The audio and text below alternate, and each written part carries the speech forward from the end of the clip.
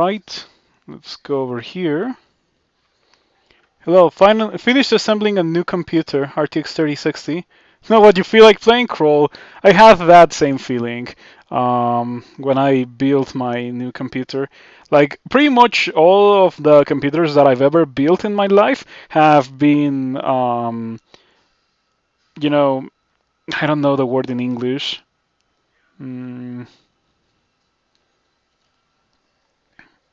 have had their first, like the first thing that I've run on the computer is pretty much a roguelike, NetHack or Crawl, or I think in one of them I played Doom RL. But yeah, even on computers that I built for other people, like I just like once I'm done, I just run Crawl.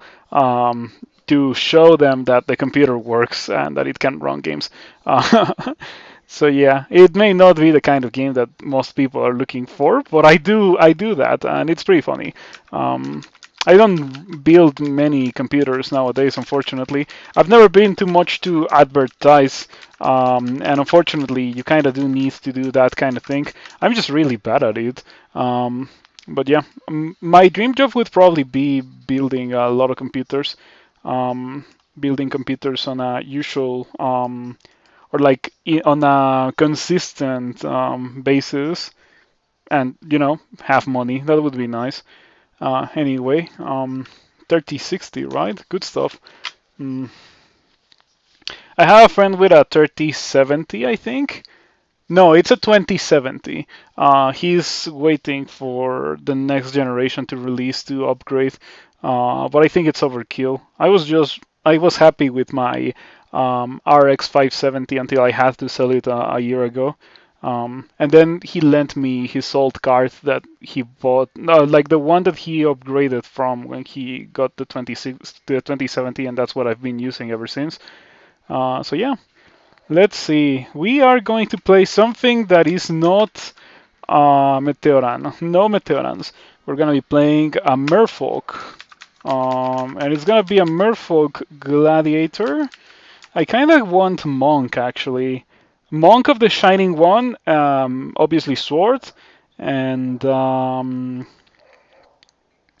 yeah, that sounds exciting. I could also go Brigand. Brigand is better than Monk. You're gonna go Brigand instead of Monk. This Sword Merfolk. Yeah, Sword Merfolk is so good. Um, I like it a lot more than Polar Merfolk nowadays, since dexterity makes both weapons and evasion and shields scale. It's really, really good for Merfolk. It's so much better than strength because of their aptitudes, right? Like -3 armor, +3 dodging. Like it's kind of a no-brainer to go for swords, despite what the aptitude might say. Unless you die to the first thing that you see. Yeah, that often happens. Um, wow, I missed with 3 Kirari. Okay, okay. Well, I'm just gonna hold down. Yeah, okay. Alright, sometimes that kind of thing happens. Let's do it again, and this time it won't happen. This time that won't happen. Because that was extremely bad luck. Like, if you fail to tab a Kobold on D1, that's absurd, right? It was a Kobold with a weapon, but still, like, that's what I don't like about Melee. Melee is just bad like that. Mages don't have that issue because they have consistency.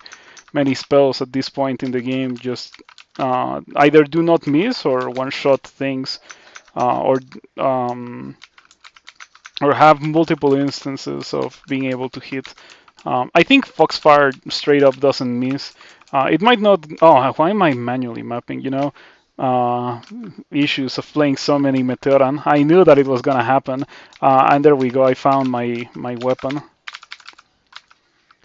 So yeah, we're gonna be doing a lot of this.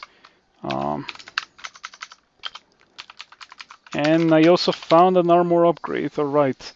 So goodbye, Rove. I'm gonna keep the dagger around for stabbing, maybe. It feels bad to press O after so long of not pressing it. It really is fascinating how much of an effort it, or how much of an effect it had on my gameplay to play so much Meteoran. Um, I don't think that shows all of tiles now that I changed the size of that. So let me fix it. I can fix it real easy. Unlock this and just resize it, make it smaller.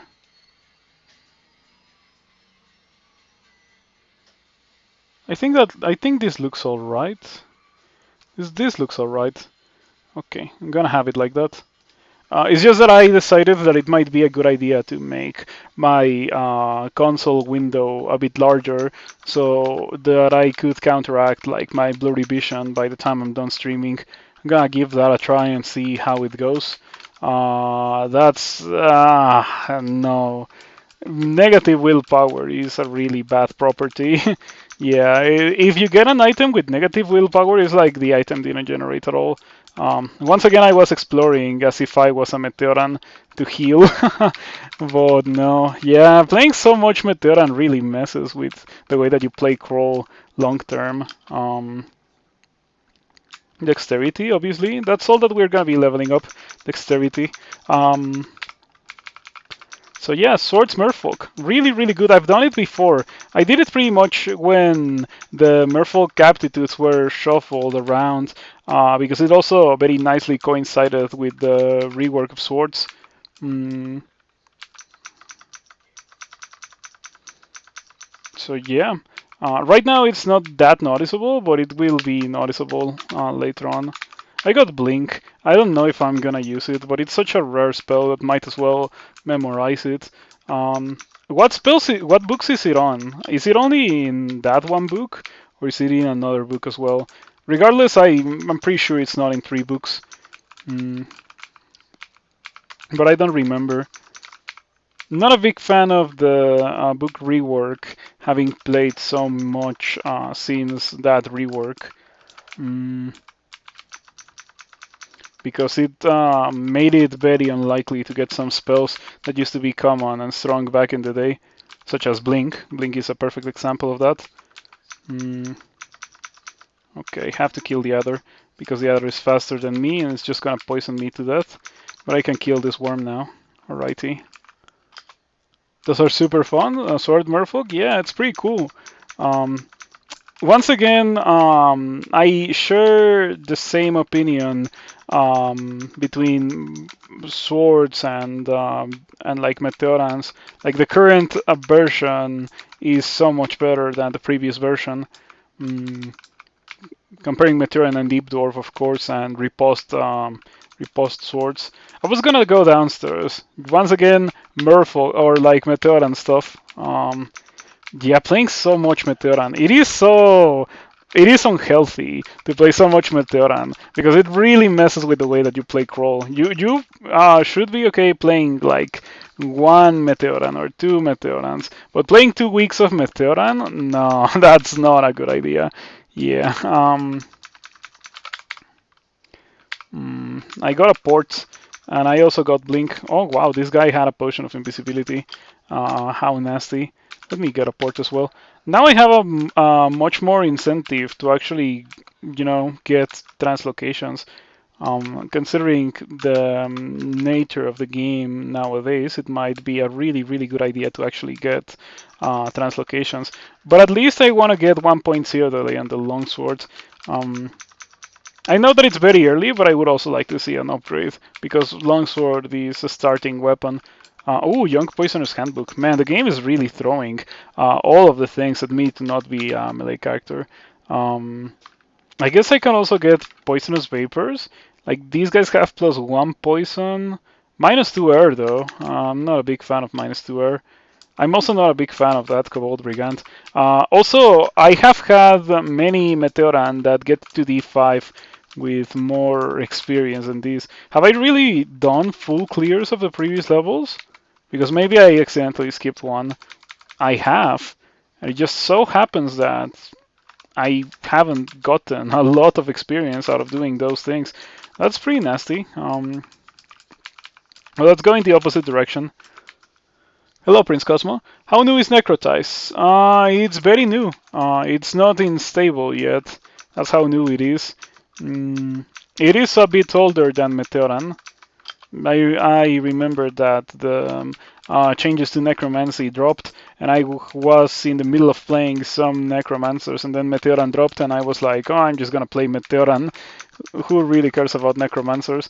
So yeah, it's probably less than a month old. That Iguana is gonna kill me. Let's see if we can curare it. There we go. I'm gonna try to tab it now that it is weakened by the slow. Unfortunately, I do get the ability to kill it.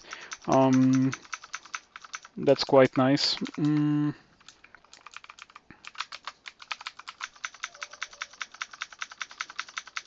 Okay, at some point I should get either a better sword or like a dagger of poison or something along those lines.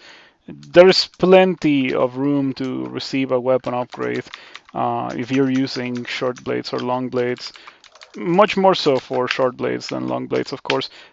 Since the only thing remaining in that level is that one guy with Kirare, I think I'm just gonna go downstairs. Um, Hello, Luxury. Died again? That's usually how it is. How long have you been playing for? As for myself, it took me like 170 something games to win. And I played them across the better part of a month. And yeah, there we go. That's a white band. There's a very good chance that these guys have something for me if I don't get killed by them. But clearly, I wasn't able to beat this guy. I also cannot run away from it. I also cannot cast Blink, so I think I'm just super dead now. That's the opposite of what I wanted. Well, I guess at this point I'm committed. Okay. Mace of Freezing. I thought that I had seen a dude with a short sword. Well, I'm just gonna go upstairs, rest, and go downstairs. One of them has a short sword of freezing. Yeah, that's what I want instead of this mace of freezing. Very nasty weapon. Unfortunately, I cannot kill these guys. Yeah, they're actually too strong. But I cannot continue diving past things. Okay, they finally notice me. I'm just gonna sit here and shoot some jabs. They didn't do anything. I might be really, really dead, but we shall see. Okay, maybe I'm not dead. Maybe Zerg wins me this. Um, it went very well. I'm gonna use the short sword of freezing. It probably deals comparable damage to the long sword while being slightly faster. Let's see the damage rating. 11 versus 14. It says that it does more damage. The longsword does more damage, apparently. But I'm not sure what to trust. Anyway, I'm gonna go with this then, since the game says it has more damage rating. Corona. That's the average Meteoran experience. So at this point I'm kinda used. On the other hand, Meteoran is ridiculously overpowered to compensate for the fact that they have permanent Corona, right? Alongside, other downsides. Um, there's too many of you guys and only one of me, so I'm just gonna go upstairs and downstairs. Make this fair. Corona ailment. Corona is a status effect in Crawl that makes you shine.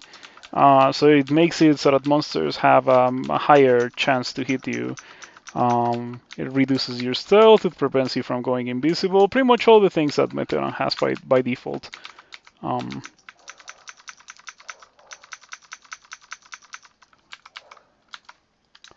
Okay, I have 10 long blades. It might not be a terrible idea to start training fighting now. I can get to Mindelayer on long blades later. I'm gonna go up to 10 fighting, and after that we shall see how it goes. I might get some dodging, or I might get the ability to actually blink by training translocations and spellcasting. We shall see. Something that I want, like the god that I want to go for with this character is the Shining One. I would really want to do the Shining One character, because I haven't done one in a while. Oh wow, Berserk Null, delightful. Let's see what we get here. Okay, I might be dead anyway.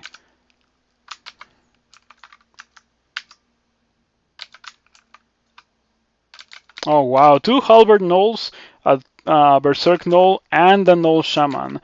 At least these guys are not hasted. I don't know how. Oh, they are hurt because I was throwing a jab. Okay, that makes sense.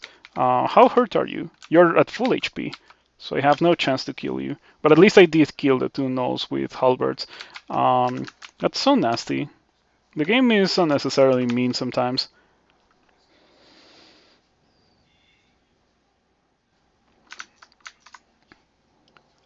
You've never won at that before. Um, you dive to an adventure pyromancer. Do you mean like a player ghost? Um, the correct thing to do against player ghosts is to usually leave them alone. If you leave them alone, you are not gonna die to them. You might be passing on some loot, but it depends on how you feel about your character and your experience level with the game, of course.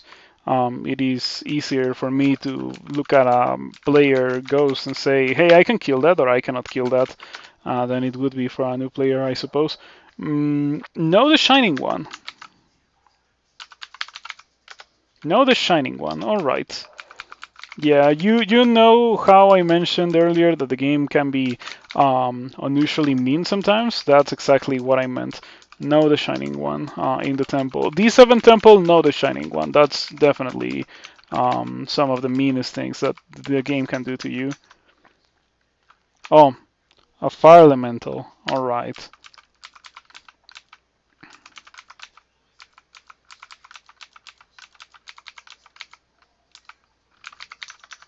Mm, okay, I have so many scrolls. No potions, however, to identify that is. Okay, I found blinking. That's a big deal.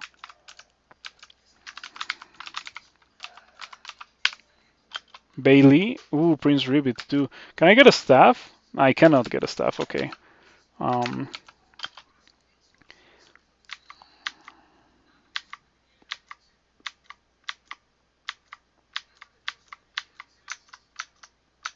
yeah, I think the correct thing to do is to sit here and throw darts until Prince Ribbit gets close to me. Funnily enough, I got Prince Ribbit with the Curare dart originally, and then I pretty much wasn't able to get him with any darts. Let's see, do I have magic mapping? I do, I have one.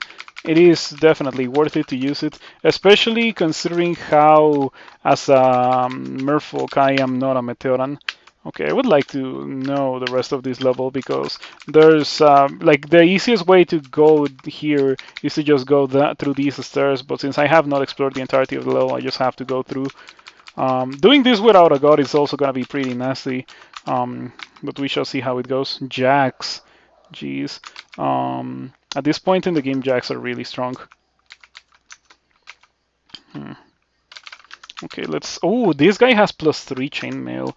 That's not good for me, but it is actually it's a really bad thing for me now that I think about it, because it might be difficult to kill that guy.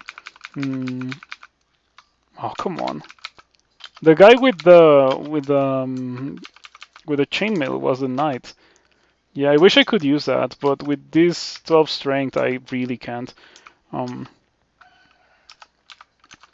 I really miss the Meteoran healing by exploring. It changes the game so drastically. Like, if you have not played Meteoran, you have no idea how drastically that changes the game. It actually blows my mind. Um, do I have Fogum? I don't seem to. I'm just gonna read Fear because that knight is gonna, or that priest is gonna kill me before I can get to it. Oh, yeah, this Jack is gonna kill me. Dive to Azrael. Okay, dive to Azrael. Um, ouch.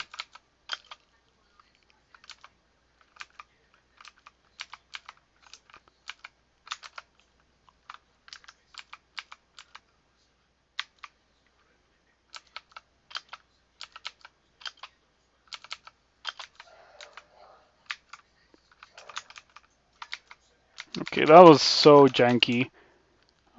And there's the priest again. Oh, the perils of playing a melee character.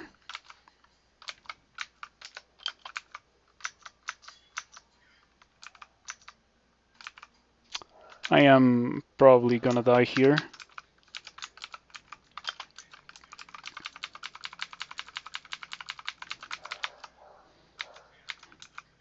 I still have to go into the Bailey, but with the way that this is going, I really shouldn't go into the Bailey. It sounds like a gargantuan mistake to go into the Bailey if a simple Orc Band is killing me so hard. So I'm probably not gonna go into the Bailey. Maybe I should have started an Ice Elementalist.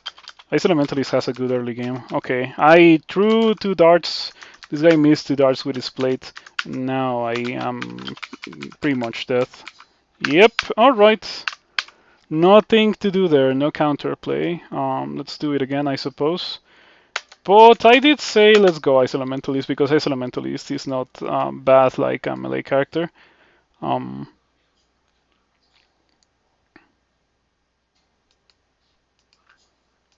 so yeah, Ice Elementalist. Hello, Wormbird.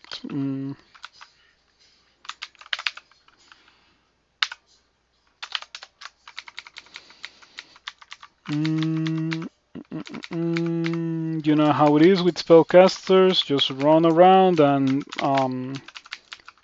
press the freeze button. Freeze is such a good spell. Freeze is really like the ultimate level 1 spell.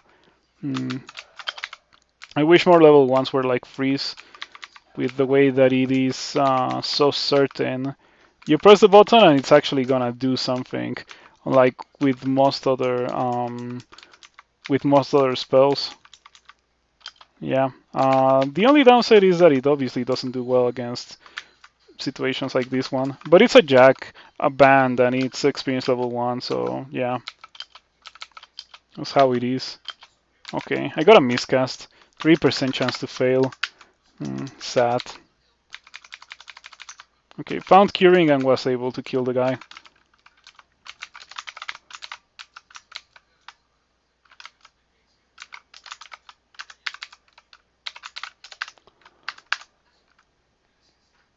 Been playing a lot of Earth Elementalists, but Sandblast nerfs in Trunk.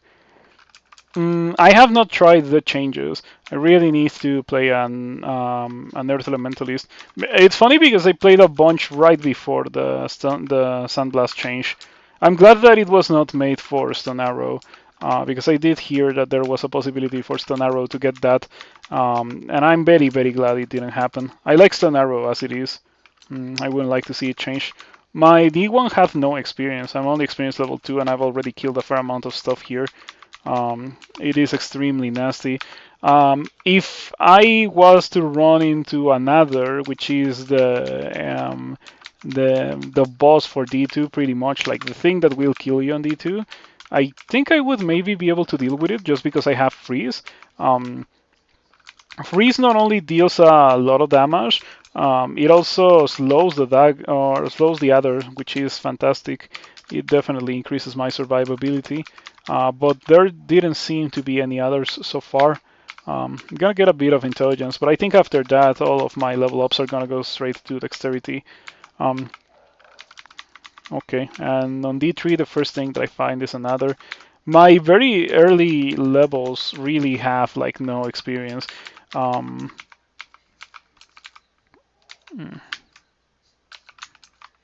Immediate confusion by Sigmund. I have 24 HP. I'm just gonna go downstairs.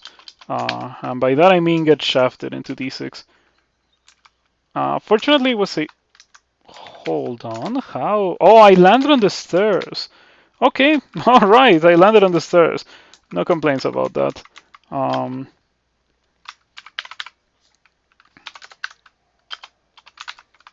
hmm. Dex helps some weapons now. Yeah, short blades and long blades, and launchers too are helped by, or I scale with dexterity.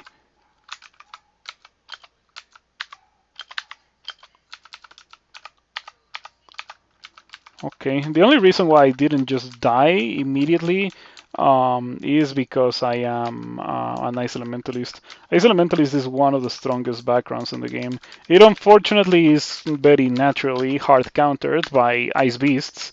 You really cannot do anything to those, nor you should try to, because they're gonna kill you. Okay, there's probably a null band here.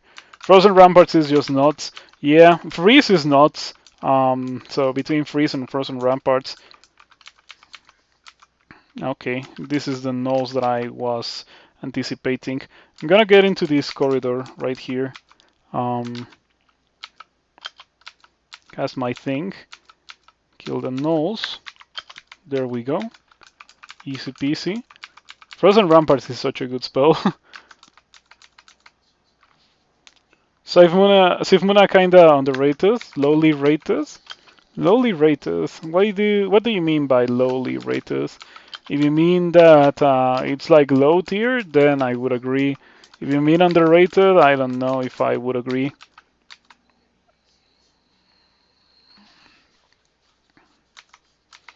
Oh yeah, like I know, like I think Sifmuna is pretty much atheist. Oh wow, that's a lot of rats. I can deal with them. I just need to get into a position where I can frozen ramparts them. Sifmuna is so good. Oh boy, like you have not played games with other gods, so you don't have the point of comparison. You really should play some games with other gods. Like you already are pretty good to kinda consistently win the game. So you should try to win the game with other species, so you know like the point of comparison. Because from what you've told me, you've only ever played Human Fire Elementalist of Sif Muna. So yeah, there's a lot of things that you don't see in the game if you're playing a Human Fire Elementalist of Sif Muna all the time. All the melee parts, for example, which, to be completely fair, you're not really missing a lot nowadays since melee is so bad. Like in a previous version, like 0.26, it was actually a good idea to go melee. Um, okay, got a Ring of Evasion, that's nice. Wujian altar. Maybe this time I'm actually gonna find the altar of the Shining One before, D7.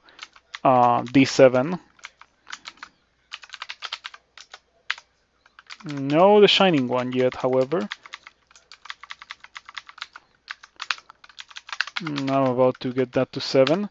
I should get this to 8. And after that, I'm gonna do whatever. That's one of the things that I like the most about Ice Elementalist. In order to be able to kill things well enough in the early game, you need 7 Ice Magic and 8 Spellcasting. And that's it. You can then get whatever you want. So it is a very cheap start and a very strong start too. Um, and those things are kind of intertwined. Compare that with Fire Elementalist, where you could have like 9 Conjurations, 9 Fire Magic, and 8 Spellcasting, and you would still be weaker than an Ice Mage. That only has 7 Ice Magic and 8 Spellcasting. It's crazy. Mm. And you would be weaker until you find something that actually takes advantage of the Conjurations skill because Fire Magic is so bad. Mm. Oh, you have a +0 cloak. You like Tuskoyo? Tuskoyo is nice. I should do a Nuskoyo run soon. When was the last time I won Uskoyo? Last game. Settler Usk 1. It was in February. I think I played. Well, it was a Hilork fighter of Uskoyo. Yeah, I don't think I would play another Hilork fighter, but I do want to play Uskoyo. You experimented with Octopod Fire Elementalist of Sifmuna locally. That was one of your last games that were not Human Fire Elementalist of Sifmuna. Crazy, Octopod. When did you last play something other than Human Fire Elementalist of Sifmuna? Oh, I see.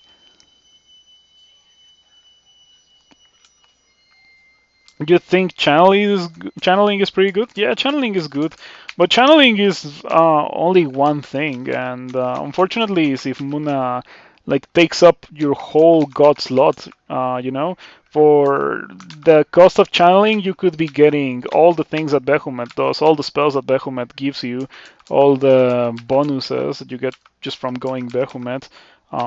So yeah, I really do think that Behemoth is superior to Sivmuna for a spellcaster character anytime, and I don't think there's any way for Sifmuna to be superior to Behemoth. on a spellcaster character. Maybe for like the super ultra late game where obviously casting spells is not an issue, because Sif Muna's mana regain is a bit more consistent than Behemoth's, and you can do it if you don't have any mana, at the cost of piety, that is. But you can do it if you don't have any mana, which is pretty nice, and you cannot say the same for Behemoth. But if you go Sif Muna, you're just playing in hard mode until you get to that point. Behemoth, on the other hand, kind of lets you play on easy mode and helps you get to that point more easily. At which point you can just win the game.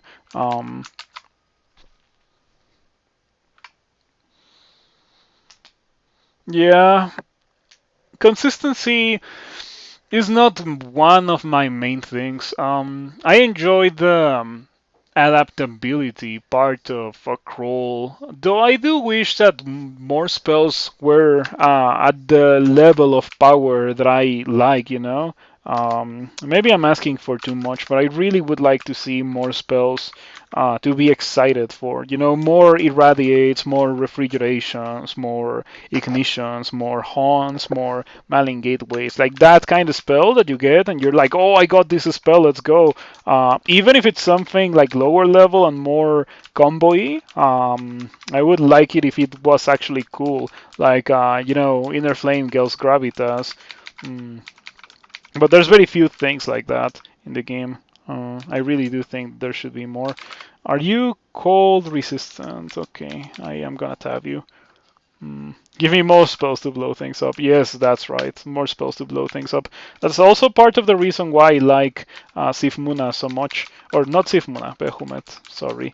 Behemoth's spells blow things up. Sif Muna's spells may not blow things up. So yeah, if they don't blow things up, they're not as cool as the spells that do blow things up. Mm. Would be nice to find the temple. I should be able to kill this ogre. Yeah, okay, barely able to kill the ogre, but I was able to kill the ogre nonetheless. You got Dithmenos from a Fatal Altar. Dithmenos is interesting. Not a big fan of Dithmenos. I would probably rank Dithmenos at pretty much Atheist. But you can certainly play Dithmenos. It is nice on a character that's slinging stun arrows, for example, because Ithmenos can copy the stun arrow for you. It also works okay on characters that are throwing stuff. I should exclude Grinder, very scary thing. In fact, I'm just gonna exclude the entirety of this so I don't accidentally wander into a position where I can awaken Grinder by making some noise. Mm, this letter armor of cold resistance is gonna come nicely to maybe try to kill those ice beasts that have been roaming around. Okay, once again I get blink, but this time I get it on a character that can kinda cast it. I just need to get some translocations. I'm gonna get 5 translocations. And yeah, I still wanna go the shining one, and I still wanna go swords. I just started as a nice elementalist. This guy is very resistant to cold, so yeah, it's gonna be very difficult for me to kill it. I think I need to get it with a paralysis. That's my best chance of killing this guy. And there we go. It took me five attempts, but I got it. And it was a 30-something chance to actually paralyze the dude.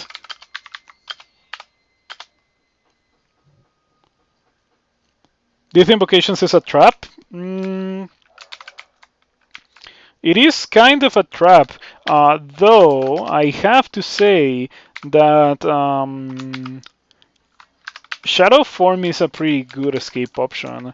Like you're perma invisible, you take 50% less damage.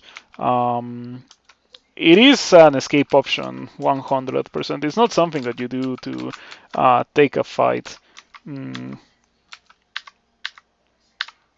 Alright, that went very well. I was a bit scared to fight those two guys at the same time, but it went really well.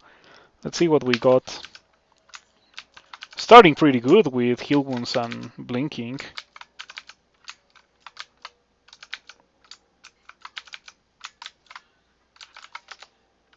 Yeah, I got some pretty godly things. Alright. You appreciate this little community? Ninth is okay too? Yeah, ninth is okay. I definitely would say that ninth is okay. Um, mm, I should be able to kill these gnolls without a lot of complications. Of course, all of the gnolls have halberds. Well, not really. One of them had a cloth. Um, but fortunately I have ramparts, and so I managed to hit the gnolls with the halberds before they can hit me, which is really nice. It's usually the other way around. Wow, this guy had a +4 skill mail? That's so beast. That's the kind of guy that would have immediately murdered me if I was playing with my previous characters. Like any melee character would have died to that orc with +4 skill mail. But because I am using Isa, or rather Freeze, which is the greatest thing that you can have at this point in the game, the guy just dies in 2 casts of Freeze, and I didn't even realize that it was wearing such a highly enchanted body armor until after I killed it, which is wonderful. Mm.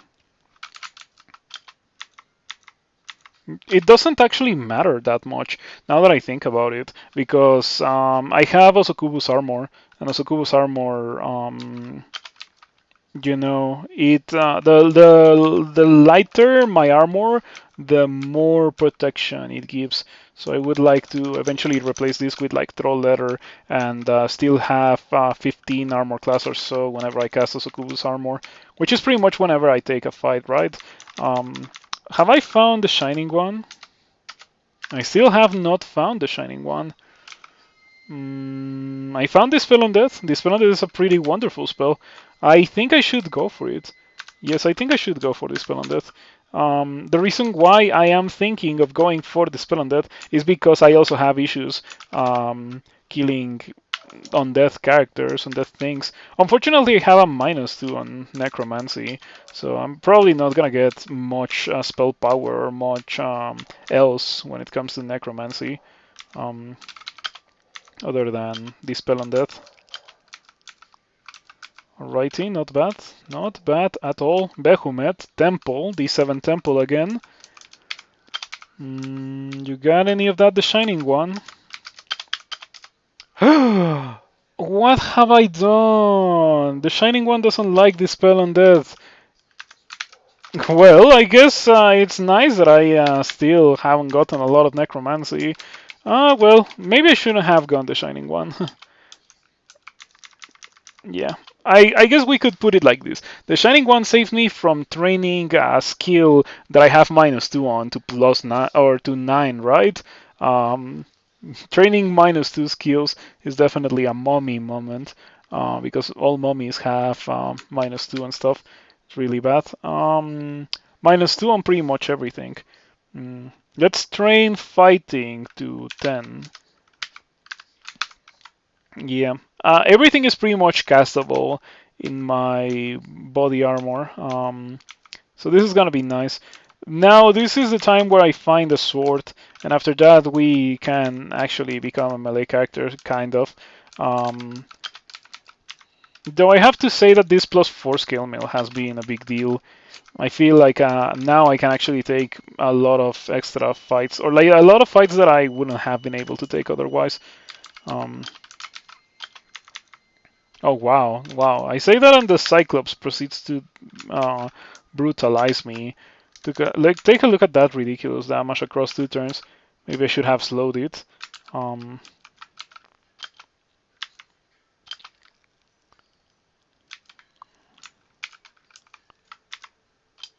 okay, your fighting skill gains 2 levels. Cyclops on level on 7.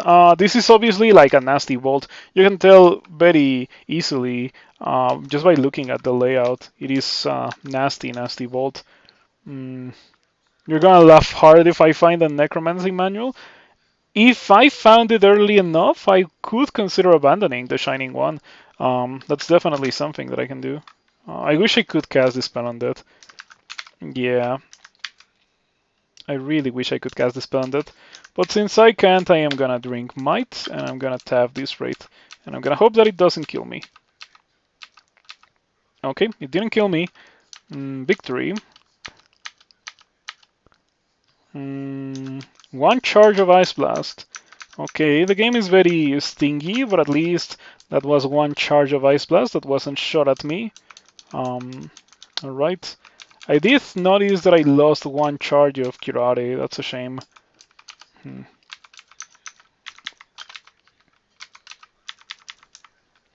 The difference between stone rock walls isn't apparent at all on console, right? It is, it is. This is a stone. This is stone walls. They're gray. This is rock. They are brownish. So you can tell. Yeah, rock is like this color, and stone is this color, and then steel is a different color too. Shadow Imp. The Shining One accepts your kill.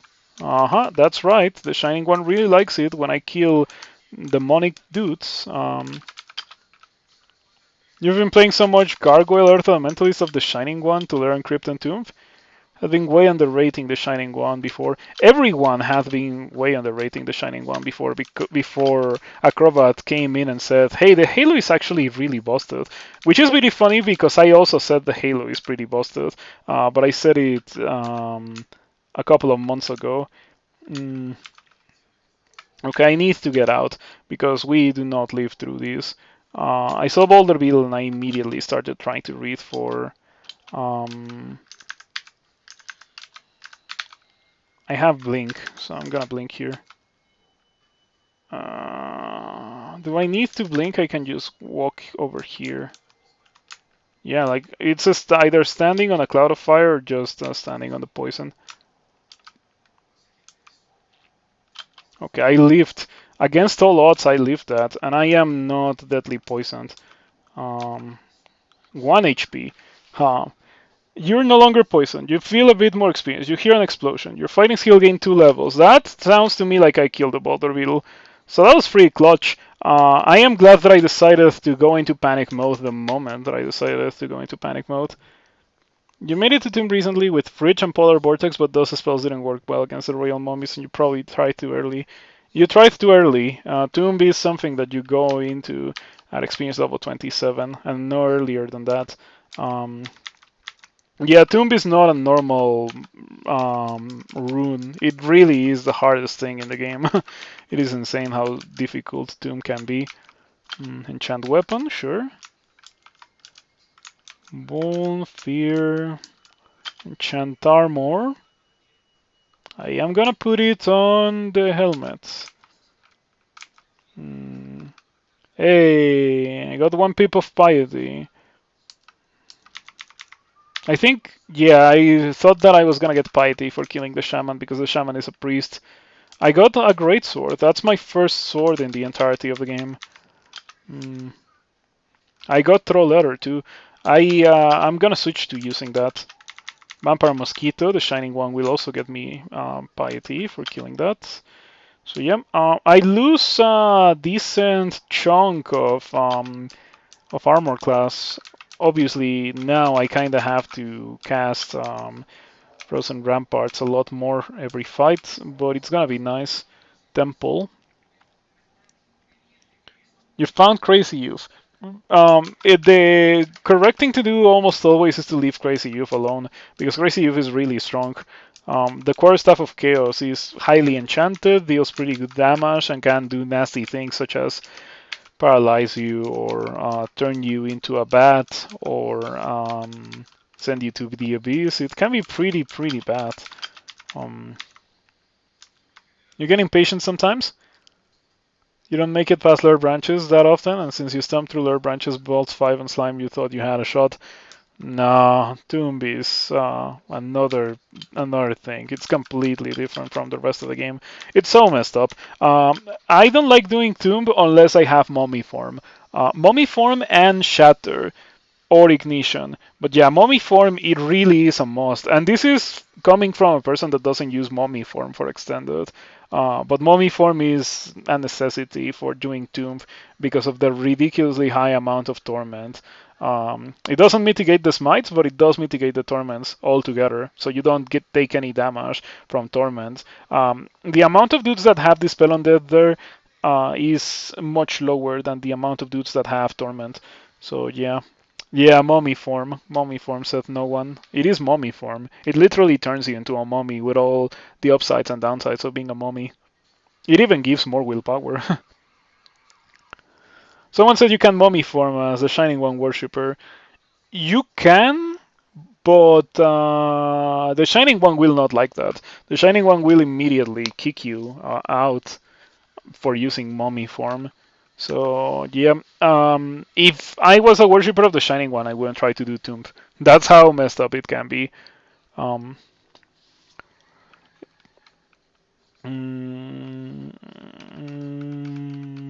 what do we train for now? I guess I already got my sword.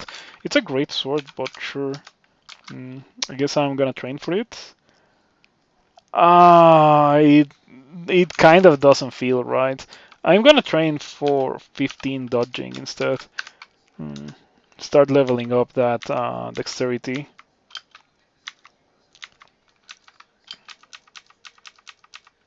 Okay, not bad, not bad. 22 charges of Mind Burst. This guy has everything. Look at that. That guy really has some busted loot. Mm, that kobold has poison. I think I would be able to kill the guy with Mind Burst if it was a 1 versus 1 fight, but it is not. And yeah, I killed the Boulder Beetle here. It got killed from the poison.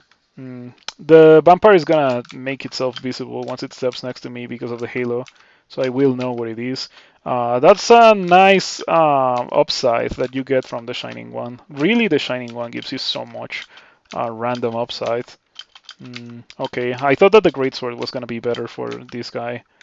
Hold on, let's unconfuse myself with curing. You destroy the vampire. The Shining One accepts your kill. You feel better. Alright, let's go. So yeah, the Shining One truly is really fantastic god to have. The accuracy is such a big deal in the early game. You also get some pretty nice later game stuff. The See Invisible is also a big deal in the early game. In the later parts of the game, not so much, but it is a nice small bonus. The main driving force behind going the Shining One in the later games, the abundance of demons and the undead and mm, the Holy Wrath, the heal on kills. Yeah, you just destroy things with the Shining One. Going invocations with the Shining One is also really good. Cleansing Flame is such a strong ability, even if the monster is not that affected by it. Animate Armor might be interesting. It might be interesting. Should I go for that? Probably not. What am I using with this character? Wizardry and 4 evasion. Okay, the wizardry is nice. Lets me... Oh, I guess it's not that relevant anymore. I think because of the wizardry, I was able to function as a character while using that scale mail that I found earlier. So yeah, wizardry in that one situation kind of function as a ring of armor class, um, giving me the ability to wear that heavy armor and therefore gain the resistances that or the defenses that came from it. Mm. I could use attraction here. Yeah, this is the moment to use attraction. This guy is the guy with poison, right? Yeah, Sword of Venom, Mind Burst, Poison Darts. But it dies very easily, fortunately. Alright, not bad, not bad at all. There's a white over there. Hopefully one of these whites will have a sword. This one has a polearm, +0 halberd. Let me switch to my great sword, because even if I don't have much training on it, I actually have a lot of base damage because it's a great sword after all. So I only need to land like 1 or 2 hits, and I also have 20 evasion, so that helps a lot. The halo also gives me accuracy, so yeah, it's just a combination of pretty nice things. The buckler is not very good. The ring is okay. The gold is really good. The Fustivalus is okay, but I am not gonna get that. I think there's a very good chance that I just hold on to the scroll, and I'm either going to get the gold or I am going to get the ring. I don't see myself getting anything else. Um, we have a falchion here, but that's not quite what I'm looking for. What I really want to see is a scimitar. Obviously, I would love a demon blade, or a well, not a demon blade because I cannot use that as the Shining One worshipper. But maybe a double sword. That would be the greatest thing that I could find. But I'm also realistic, and those items are extremely rare, so it's not gonna happen. Um, Mm, this is not very difficult. Once again, the halo prevents the sky beasts from truly becoming invisible. I can see them just as monsters can see me um, when I'm a Meteoran and I'm invisible. And you know that those issues with the early game and my early experience being so low are a thing of the past, fortunately enough. Now I am at experience level 11 on D9.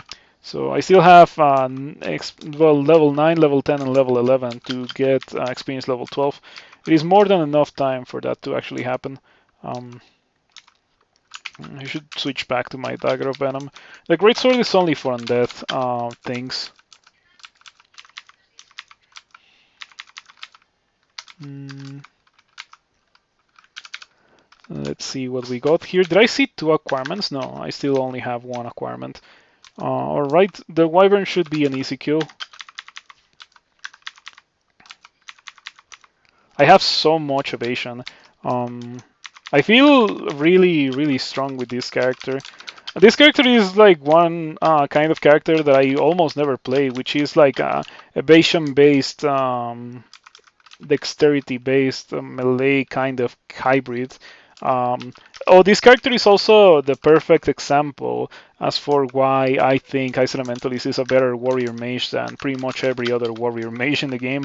What I'm doing right now is very warrior magey. I'm casting Osokubu's armor and I'm fighting monsters within melee range, whether by using my spells or by pressing tab. It fits the criteria of warrior mage perfectly. Other warrior mages should be like this. And by this I mean good, because other warrior mages are not quite good. Mm. Frozen Ramparts is not lasting for very long, I've noticed. Maybe the duration got nerfed, or maybe I just have no spell power on it.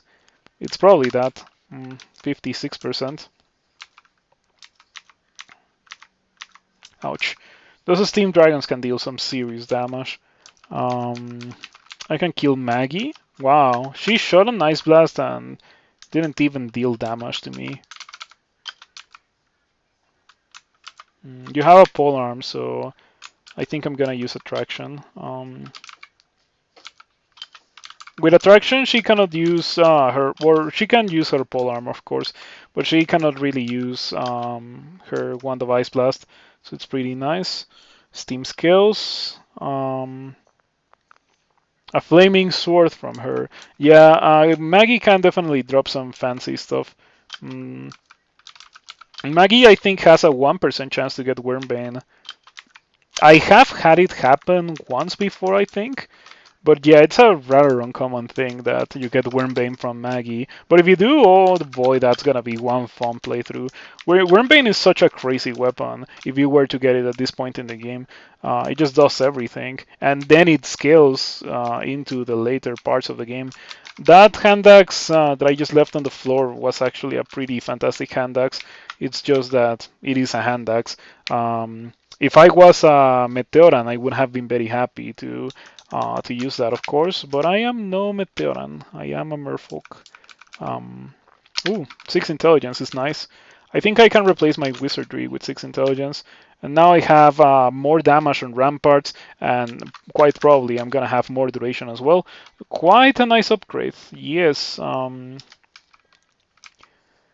So I'm carrying this kite shield, and I will eventually use it. But I first need to find a sword that's actually, not terrible. Well, I guess the greatsword doesn't really qualify as a terrible sword, but it is a two-hander, so it is very incompatible with the shield. Mm. I am a bit afraid of the two-head ogre, so that's why I'm using Curare on it. Hmm. If I had a Hailstorm, this would be a good time to cast Hailstorm. Ouch, 40. And now it's dead. Okay, great sword for the vampire. Mm, there we go, you destroy the vampire. Quite nice. Mm, I think I'm gonna stop training dodging. Well, when I get 24 evasion, I'm gonna stop training dodging, and at that point I would go to and try to train for my sword. Once again, in anticipation of getting a better sword. Well, I'm just completely surrounded now, huh? I guess it's fine. These guys are super poisoned, so they're just all gonna die without a lot of complications. That's 24 evasion, so I think that's where I turn that off and start training long blades. And yeah, now I am a better warrior mage than any warrior mage start in the whole game. Mm, this is the orc entrance. No, it's not the orc entrance. I really thought that it was going to be because of the large amount of wizards. Orc wizards. And I don't know if you noticed, but some of them went invisible, but I just didn't care because the Shining One. I think this is a perfect game to exemplify how strong the Shining One is in the early game. And sure, I'm playing kind of a strong species in the form of Merfolk, but still. Mm. Found Gastronok. Run. You can run away from Gastronok. There's a very important thing that you may not be aware of when it comes to crawl. There is this button combination that's called well XB. So you press X and it gives you this cursor that you can then move.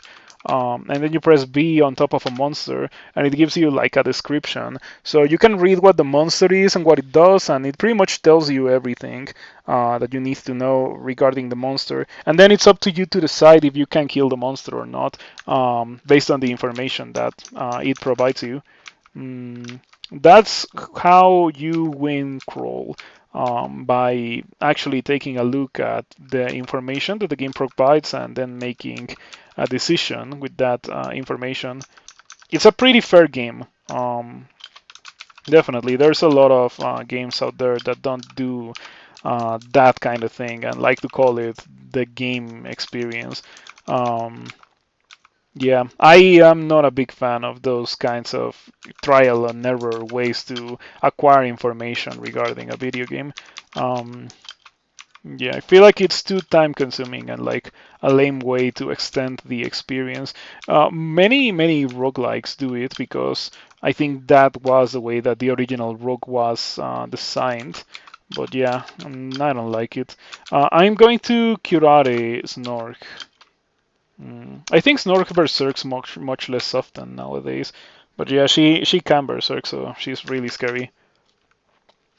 Looks extremely dangerous. Yeah, the game doesn't lie. Gastronok can indeed be extremely dangerous. Mm.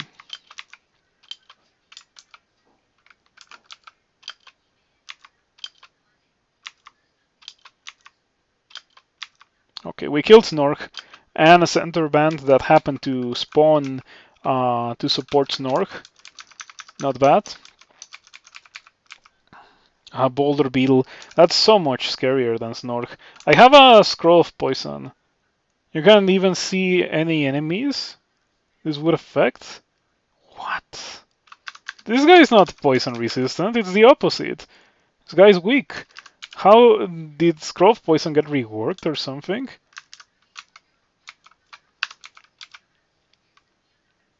Every unoccupied space inside with toxic fumes. Well, of course, I'm gonna use it. Yeah, like that was such a weird message to get because this guy is gonna get 100% affected by poison. Yeah, there we go. Scroll of Poison is the Boulder Beetle killer. I'm glad that Scroll of Poison was introduced as a Boulder Beetle killer. Um, ooh, Guardian Mummy. Okay, talking about mummies, this one is not very dangerous because it doesn't have spells, but it does hit pretty hard.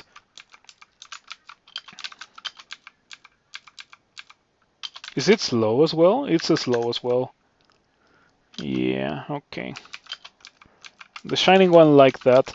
We shall see what the trove asks from me. 5 potions of resistance. Unlikely that I will ever amass them, but I'll keep it in mind. But it doesn't put the clouds on enemies. Yeah, it sounds bugged. Because it's new. That kind of thing is new. I don't think I had seen that before. Um, of course, it's not gonna directly affect anything because of how it works. Such a silly alert. Okay, so I can kill this gargoyle really, really easily. It just so happens that Ice Elementalist absolutely murder anything that relies on its armor class to be a threat, and that's a fantastic thing. On the other hand, it struggles quite a lot with monsters that are weak to, or that are strong against cold attacks. So there's that. I'm training long blades. I was hoping to find, I don't know, Ashrael. Ashrael would have been quite nice. Oh, I found the second acquirement. We need to make a choice now. Considering what I have seen, I am tempted to grab the Ring of Poison Resistance and just put it on right now. My rings are intelligence and something else. It doesn't matter very much, right? Mm, Evasion. Okay, it does matter a bit. But I think I like to have poison resistance for this place a bit more than for evasion. Mm, so yeah, I'll get the ring. I don't think we're gonna have money issues with this character. Okay, let's read the second acquirement. -1 globes, lots of money, guardian spirit, or Firestorm. Well, we're not going for Firestorm. That I can already tell you. Firestorm is a very expensive thing to get. Even more so if you're not a worshipper of Behemoth, and even more so if you're a Merfolk, because Merfolk have bad aptitudes for at least Conjuration. I don't know if they also have bad aptitude for Fire Magic. Let's find out. Um, Conjurations -2, Fire Magic -3. Yeah, no Firestorming for this Merfolk. I am just gonna get the gold immediately, I think. I could get the globes for the resistance to corrosion. It is somewhat tempting to do that, but I don't know. Since it's only somewhat tempting, I think I will delay my decision. But it's very likely that I'll just get something good when it comes to the resistance to corrosion. Okay, we are going to fight a Maimon now. A Maimon, funnily enough, does not have poison resistance, so I can easily just go for Curare here, and a Maimon gets poisoned. I'm also gonna follow that up with Ice Blast. Freeze, freeze, freeze, freeze, freeze. And there we go. The orange demon is almost dead, and then it's dead. Okay, obviously I cannot use the demon whip. Unfortunately, a Maimon always generates with a demon whip. Sometimes it can be -2. The other day I got a -2 demon whip from a Maimon, and I was somewhat disappointed by that. We have Ignis, but where is our water god? No water god, unfortunately. Mm, what could be a good flavor for a water god? Oh, Feras used to have an ability that made rain and that it could make permanent deep water. It was kind of busted. Um,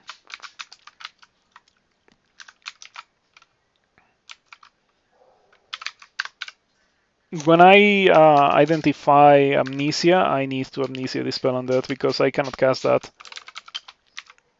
Water is cool. I guess so. Water is cool. You wonder if water gods wouldn't be broken on Octopods and Merfolk. Like, maybe. The Feras raining ability could make permanent deep water, so that was obviously broken. I don't think I ever heard of anyone exploiting it, but it was obviously broken. It was only a matter of time for people to exploit that. I think you could just immediately destroy mummies and stuff. I think I remember a TV of someone using the drain ability in Doom and just making it so that mummies could never reach the player character. Also, instantly killing any mummies that were close to the player character, and the player character was like something that was amphibious, so there were no issues in that regard, like the player character drowning.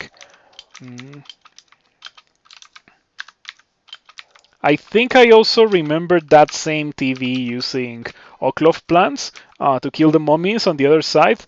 This was way back in the day before mummies had the summons that they have now. So the mummies pretty much relied on Torment and Smite to kill things.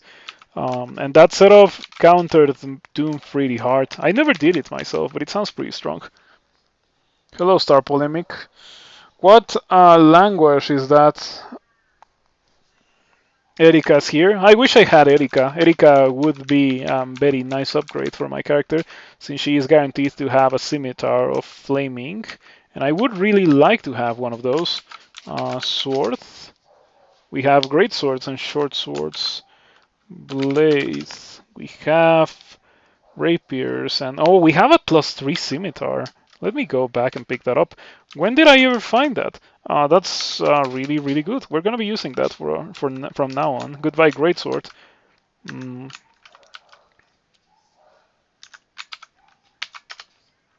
free fire scimitar. Yeah, well, not quite free. Erika can be nasty, especially considering how she goes invisible. It would be mostly free for my character, since I do have poison resistance, and her nasty stuff is invisibility and venom bolt. But for an average character, she can be nasty. Yeah, I tend to not underestimate Erika. Oh, I got a +2 hat. It's pretty much the same as my +1 helmet, actually. Flaming Scimitar and Fire Resistance Rove. Nice. Okay, I got my Cleansing Flame now. Oh, this Rhyme Drake is resistant to cold. I guess I have to melee it with my Scimitar. How much damage does this deal? Damage rating 23. Nice. Mm. So have you played a lot of Sword Merfolk ever since it was made into a viable thing to do? Um, if so, what do you guys think about it? I like it personally. I think it is better than Polearm Merfolk. Though in the grand scheme of things, I still like polearms better than swords, since polearms have the ability to attack from farther away and let you fight on even terms with all of those early game gnolls with halberds, which are so nasty. You don't like swords? Why do you not like swords? What makes you dislike them? And you're dead. Okay, it happens. Mm.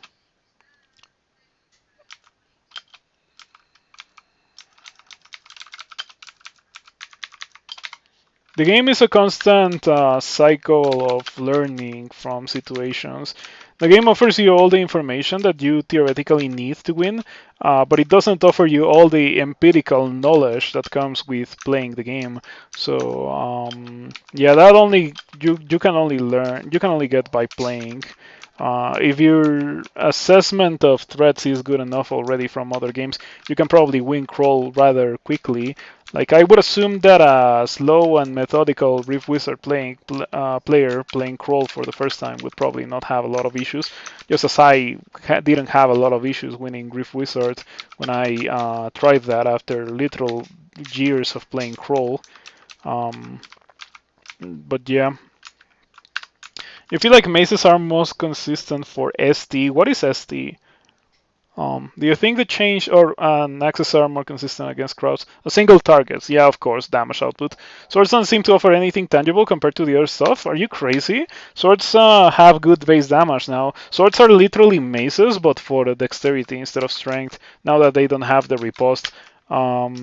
The riposte was a very underwhelming mechanic, and that's why I am very happy to see that swords now have scaling from dexterity instead of what they had before. It does make swords into something that's more and more appealing. You're still two versions behind. It happens. I've been there. When I came back to playing, I told someone on a stream to use a wand of fire to burn the trees, and they were using the wand of flaming instead of the wand of fire because I didn't know that wand of fire had been removed. Um, so yeah, I have been in that position. That goes away with playing a bit. Back to Erika going ghost and shooting poison. Yeah, told you. Erika is something that you should not underestimate. Erika can definitely kill you. Um, Now, do you think the change makes swords a better weapon for a lot of casters? It's not really like spellcasters don't really want to melee because melee is bad. Spells are good. Um, if I really have to melee as a spellcaster, I would like a highly enchanted weapon. It depends on whether or not I'm wearing armor. It's not necessary. It depends from character to character. It also depends on what kind of weapon you find. Like if you find a highly enchanted sword, but you have also found like um, a spectral weapon early on, and you decided to train for it, you probably should stick to the spectral weapon. For example, let's train more fighting. 15 fighting and then 15 dodging. Yeah, I'm gonna do it like that. 15 fighting, then 15 dodging. Mm.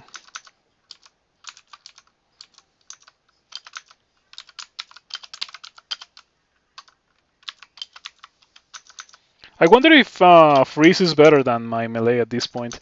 Probably not because my melee is min delay and I do have the accuracy enhancement from being a worshipper of the Shining One. Look at how big the halo is. The first ring, the first peep of the halo is the most important and impactful part, of course. And you get that very quickly. You get it before getting one peep of piety, actually. Um, but having more of that is nice. We got spider. Yeah, I hate spider. Spider is probably my least favorite part of the game.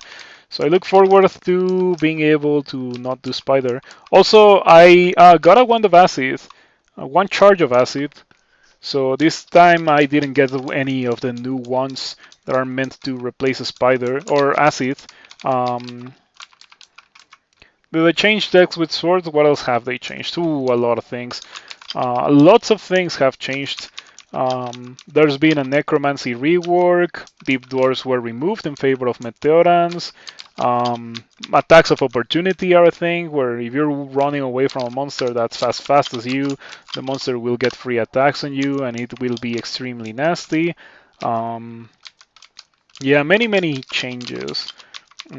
I would say the game is harder than it has ever been, but it's also in a pretty first state because there's also been changes, such as only you can only get shafted once per branch, and you can also get shaft or whenever you get shafted, you will also almost always land in a position where you don't have monsters surrounding you immediately. It was nice. That change was extremely nice, I have to say. The change was enacted to kind of differentiate between. I don't like this. Okay, the correct position for me to fight these guys is here. Um, the change was made to differentiate between the teleport trap and the shaft trap.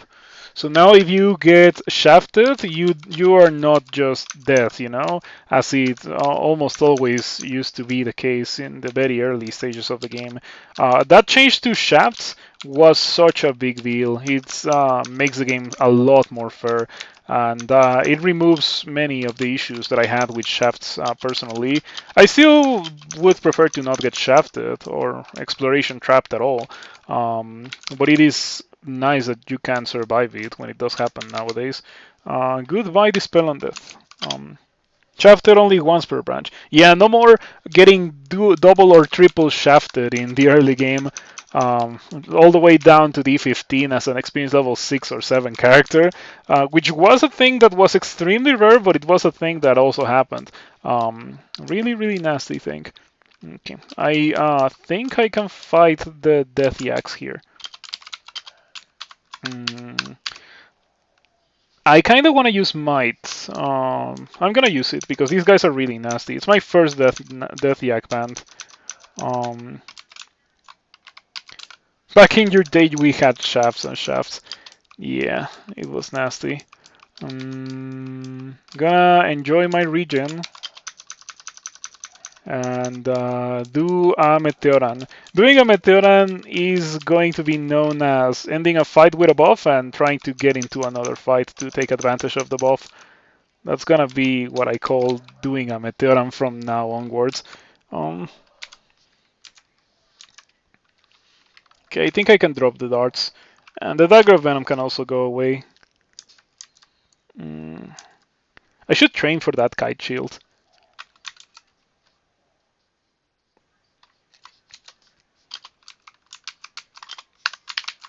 Okay, now I have two sources of regen.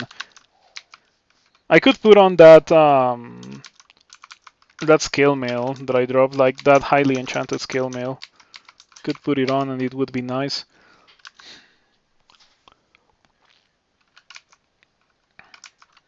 Yeah, lots of very nice changes. Some make the game more difficult, and other changes make the game more fair. So yeah, I would say that the game is right now in a pretty good spot. Apart from the fact that melee is pretty bad. Mm. Ooh, that's one real weapon. Yes, that's one real weapon. Unfortunately, I cannot kill you, so I am going to have to leave you alone. But I could try to kill Rupert. Like not right now, but I could try to kill Rupert and use a triple sword instead of going for a shield. Going for a shield is so nice.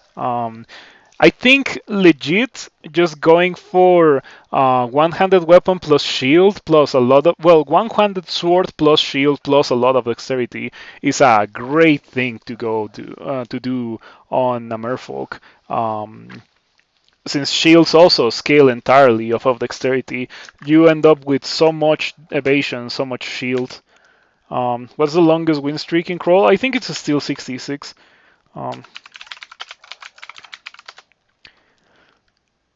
66, yeah, by Acrobat. Reading teleports. Yeah, no paralysis.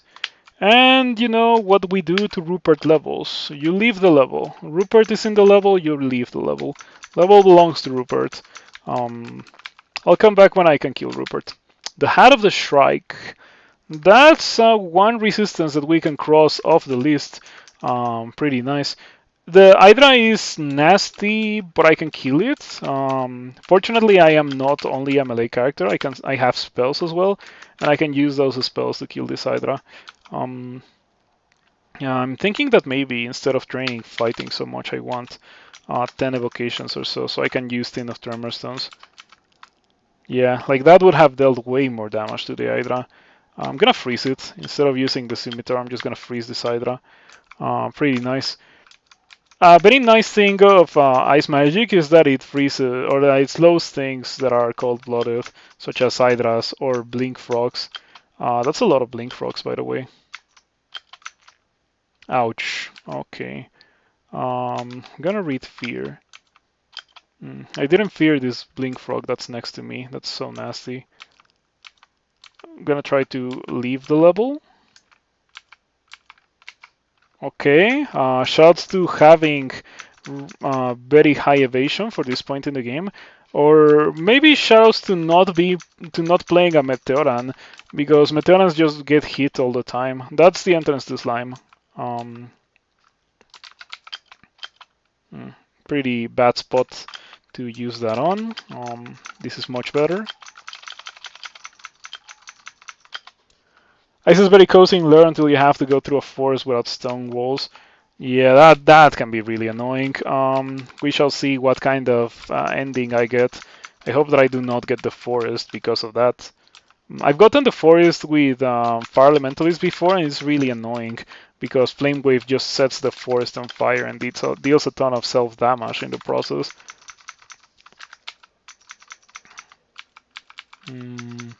If I was to stumble upon refrigeration, I would get that 100%. Um,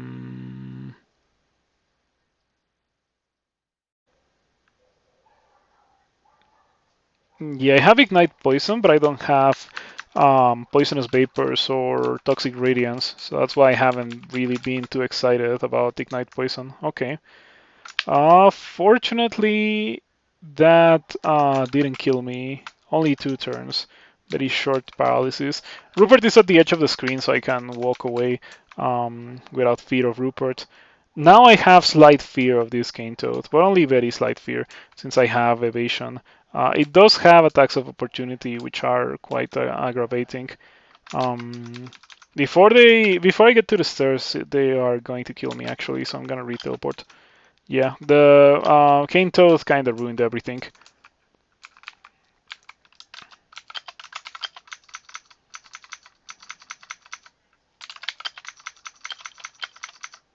Okay, Staff of Cold.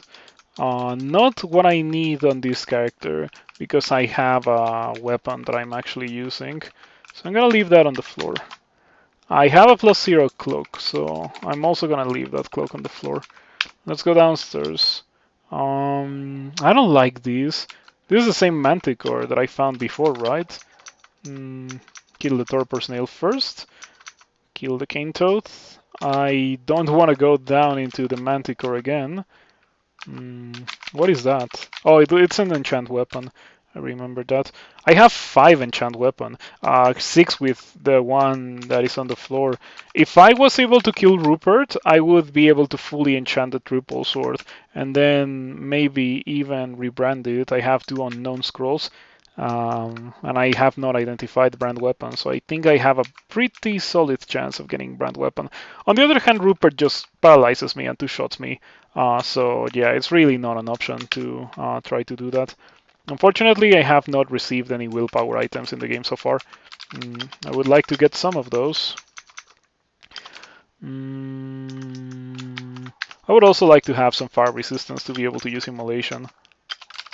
I feel like it's a really scary thing um, to not be able to use immolation.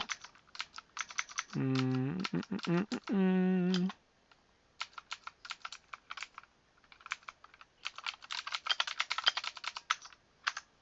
Okay, once again for Hydras we freeze.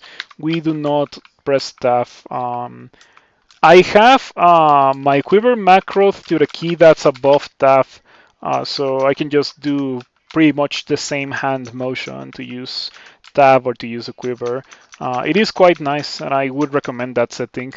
Um, Pretty good setting. I've had it for many years, even before the quiver was able to hold spells. I had it. I think before the quiver was able to hold spells, I just had a macro that cast my level 1 spell. But now it is much more versatile and convenient to use. Once again, another fantastic quality of life change that was added to the game in recent versions. Mm, the one that we have learned to love and appreciate with the passage of time. There's so many quality of life changes in the early version, or like in this version of the game, that it's very difficult to go back and play an old version once you've played a lot of the new versions.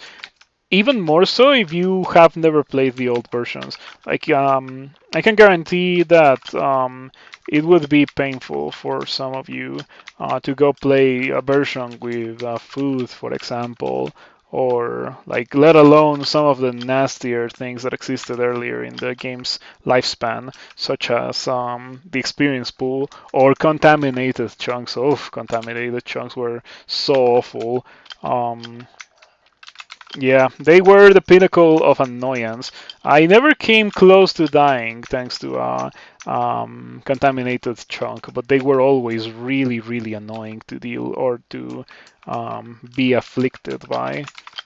I'm glad that mechanic only lasted like 1 or 2 versions in the game. I don't know how long it was in the game for, off the top of my head, but it was a very unpopular thing. I am glad that instead of that food was just removed from the game altogether. Once again, that's a really good example of something that current development has done that like does it pretty much in a better way than the former alternative. Mm. Oh, this is awful. I think if I don't start moving away now, I might die. Do I have digging? I have 14 digging. That's fantastic. I'm gonna use digging then. Oh, yeah, that might be a bad thing. Um, cannot really use digging here, then, or cannot really fight in this corridor then. I'm gonna use teleport. Please don't kill me. I'm gonna, before I teleport, I'm gonna Kirate this Death Yak to see if we can kill it. Yeah, I'm probably gonna get petrified before I teleport away. And there it is. Oh boy, I hope that I don't land in a nasty spot, because if I do, I'm gonna die. Oh, I landed in a fantastic spot. Yeah, I could have gotten teleported to like this tile, for example, and then that would have killed me. So I'm glad it didn't happen. Very, very glad it didn't happen. 10 evocations. Considering that I have access to a fully enchanted triple sword, like that really is so tempting. That's the only reason why I haven't started to train shields. I guess let's postpone the decision a bit longer and train dodging to 15. Tempting fate with that message. Yeah, tempting fate with that message. Hmm. Fighting these Catoblepas is gonna be so annoying. Um, yeah, the Catoblepas alone is not the worst thing ever, since I can just Kirari it. But the Catoblepas, when it comes supported by a couple of Jacks and Dead Jacks, is really annoying. For the Jacks and the Dead Jacks, I have to sit still and just use Ramparts, right? And Osokubu's armor. But I cannot do that when the Catoblepas is just constantly shooting clouds of petrifying dust at me. So yeah, very nice synergy against the player. I was playing the game. I was active in the game when Catoblepas were introduced. Um, Someone called Wensley contributed them. I thought that they were cool, the Catoblepas, but they're so nasty. They really have stood the test of time quite well, the Catoblepas. They just have such a threatening mechanic. Mm, okay, you're alone, so I can actually kill you now. Bring it on. There we go. Not very difficult if it's a 1 versus 1 fight. Another one. There's been like 3 so far.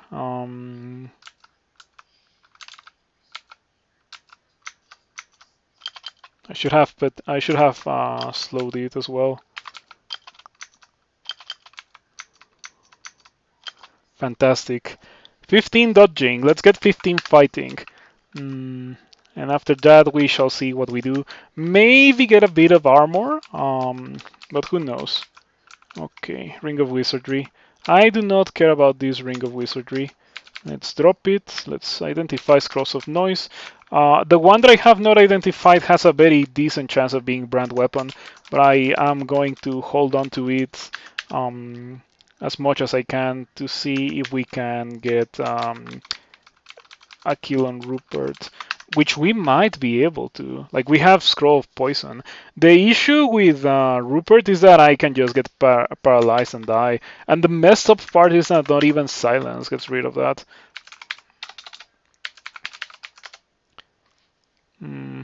Rupert deserves the worst. Don't shields also scale up strength? Not anymore.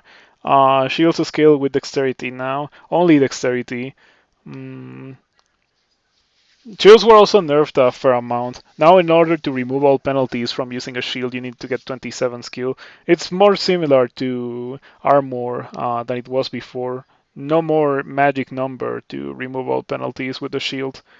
The penalties were decreased a bit to compensate for that. Mm. So yeah, 61% chance to paralyze me and confuse me. And oh, the berserk is the thing that is not affected by silence. Okay. I guess I could file a floats. The issue is that Rupert just kills me. Do I have Buln? Because I was thinking maybe we could vulnerability Rupert and try to get a paralysis of my own in. I wonder how that would go.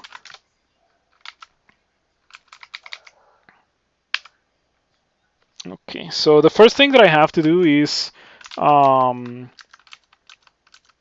silence Rupert with my file of lots. Now that that's done, we read Buln. Now that that's done, we try to paralysis, or we try to paralyze. Um, 46% chance to affect, so it is good enough. I'm going to throw Curare now that I have some ground on Rupert, actually. Rupert is moderately wounded. That dealt a lot of damage, that Curare. Anyway, paralysis. Rupert suddenly stops moving. Okay, now I only have to read either poison or just shoot Rupert with darts. Yeah, as sick as possible. Okay, I'm gonna try to run towards Rupert and actually hit him. Let's see how it goes. If Rupert becomes unparalyzed and on waterlogged, I am going to die. Keep that in mind. Yeah, I like if Rupert becomes unparalyzed, I like blink away or something because Rupert is no longer waterlogged. His spells are him yelling loudly and silence doesn't stop them. Yeah, I know. The Berserk is the thing that doesn't get stopped, which also is him yelling loudly, funnily enough. But anyway, I have a gargantuan weapon, an absolute unit of a weapon now, which is really, really nice. Like, yeah, this triple sword can be fully enchanted. I can fully clear this level now.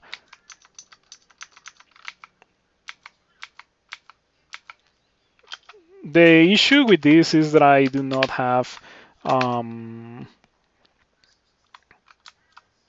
a lot of protection without using a shield. Oh, I thought that the slime entrance was over there, but I guess not. Mm. Taking advantage of the fact that I have my Ring of Resist Corrosion equipped, might as well go over here and kill this acid plant, this Oklov plant right now. There we go. The damage is really off the charts. Let me fully enchant it. Yeah, I am committed.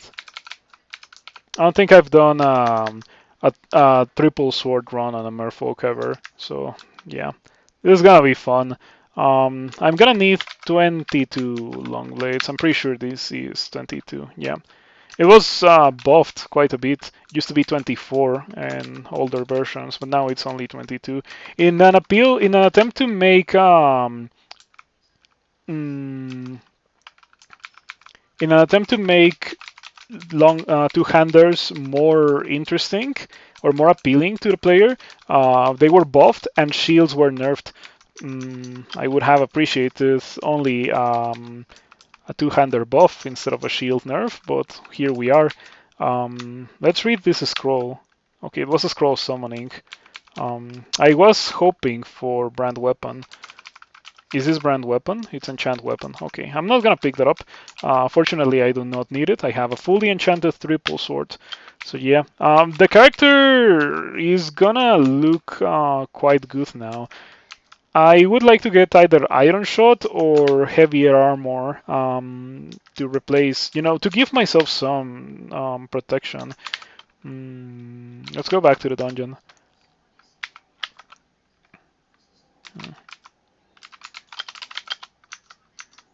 Okay, have 20 armor class thanks to the protection brand. That's actually gonna come useful for now. Very large slime creature. It proceeds to split pretty quickly because I'm dealing a lot of damage, so that's nice.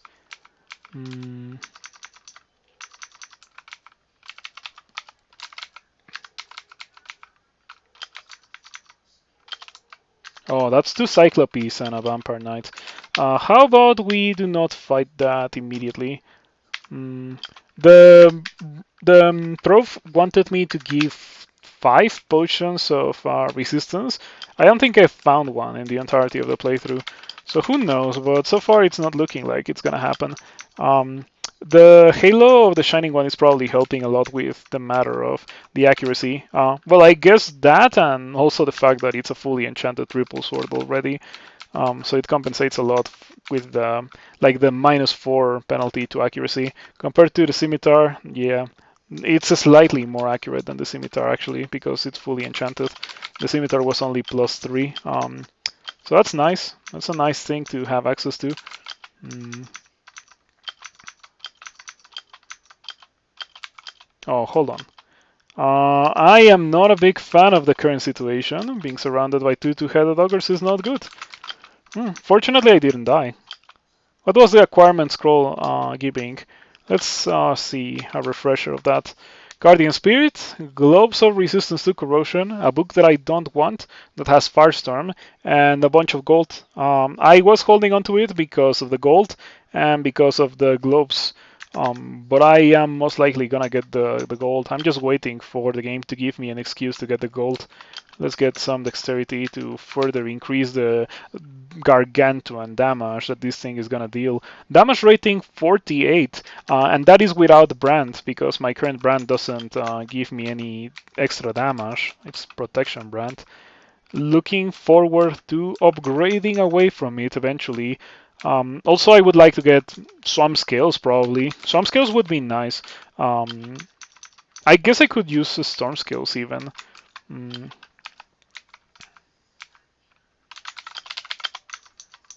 Okay, yeah, I'm dealing some real damage, some real big boy damage now.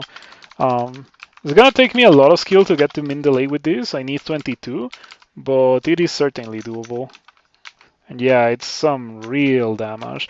Here we see once again the halo of the Shining One revealing something extremely nasty that I would have struggled a lot with if it was not for the fact that I have the Shining One. Um, let's go to Orc.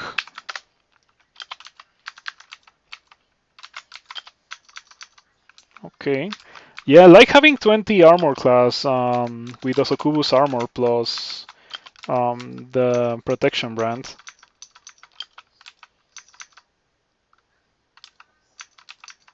Protection brand doesn't last for very long though. Oh no, it kinda does actually. Yeah, it's not as bad as I thought it was going to be. Mm, pretty nice. Earlier in the game I killed Snorg and I didn't get throw letter from her. It was unfortunate. I am leaning towards actually doing this. Fighting in this position is probably better. Wow, I'm killing things so fast. This character is so strong. But yeah, I am dreading the point at which I go into a Lair branch. And yeah, this bolt with the Tower Shield of Ignorance, I remember very clearly. There was one occasion where I was streaking and I got the bolt in 2 characters in a row. Like that same bolt I got with 2 characters. One of them did end up using the Shield of Ignorance. I think it was a Nogger, the one, or I got it with a Formicide and a Nogger, I think. If that happened, then I probably used the shield on the 2 of them because it was also before the shield nerf. No idea. You just found Amulet of Vitality on D2 now, and now you're sad you're messing around with Nag instead of a Frail Species. Why would you be sad? Now your Naga has the HP of a troll, and it's gonna have a lot more armor class than a troll too. Chainmail of Willpower. Interesting. That does give me chainmail armor class and willpower. My evasion takes a dive, and also I cannot cast the spells. So, much to my dismay, I cannot use that succulent source of willpower. I have 4 magic mapping. Let's make that 3. Okay, yeah, I knew about that awful bolt. This is the volcano right here. So I have to go pretty much through the entirety of the level to get to the volcano. We shall see if it's doable. You play cat too much, and that would have made cat actually playable. Well, I guess so. Having 15% extra or 15 extra HP is quite nice. Um, for a large amount of the game, actually, 15 HP would actually be more than 15% extra HP. Funny thing to think about. Cats are so bad that they can have 15 HP and it's gonna be more than 15%. Mm, really, the only species that applies for. Hello, MRG. Good to see you around. Thank you for stopping by. We are going to inscribe this with twitch.tv/9settler. Let's go in here into this volcano. I have a ring of fire. I'm glad that I remembered because yeah, this one looks nasty. If it's the one that I'm thinking of, it's gonna be nasty. I think this one has a draconian at the end. Um, do you have any spells? I don't like this. I do not like this. Can I pull you through lava with attraction? You are a salamander. I can pull you. Here there be ogre magi and these things have changed. Things have indeed changed. Um, yeah, I can pull you through lava. And since I have a fully enchanted triple sword, well, it's very easy to beat you guys. Hell Knight at the end. Okay, so it probably depends, or it's probably semi-random what you're gonna get as the boss. This one is very short and very scary, placing some salamanders, and of course a Hell Knight at the end. What do you have? Flail of Flaming. Okay, yeah, I don't care about that. I was mildly excited for the possibility of a Demon Blade, but yeah. I am going to continue fighting. Yeah, take advantage of the attraction. Now I'm gonna rest to full HP. There should be one more guy here. There is one more guy there. Alright, wait around the corner. Oh, there were two more guys actually. Do you get frozen? Oh, I guess you take more damage from cold, I know that. But no cold blood on the salamanders.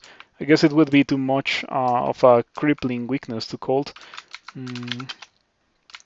Okay, I could silence this guy. Is it really that much of an issue? I am going to hold on to the silence from the File of Lots for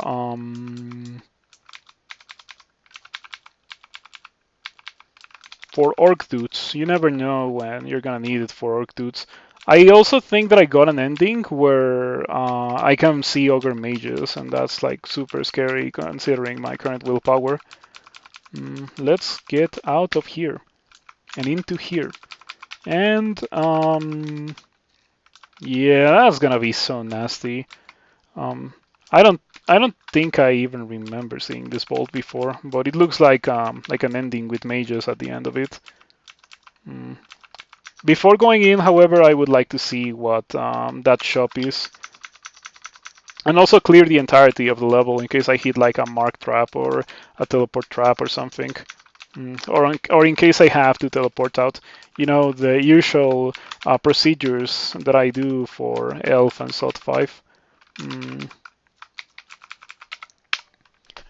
Okay, I want that. I want silence. It's very cheap as well. I'm gonna get it. Do I have anything that needs to be identified? Doesn't seem to be the case.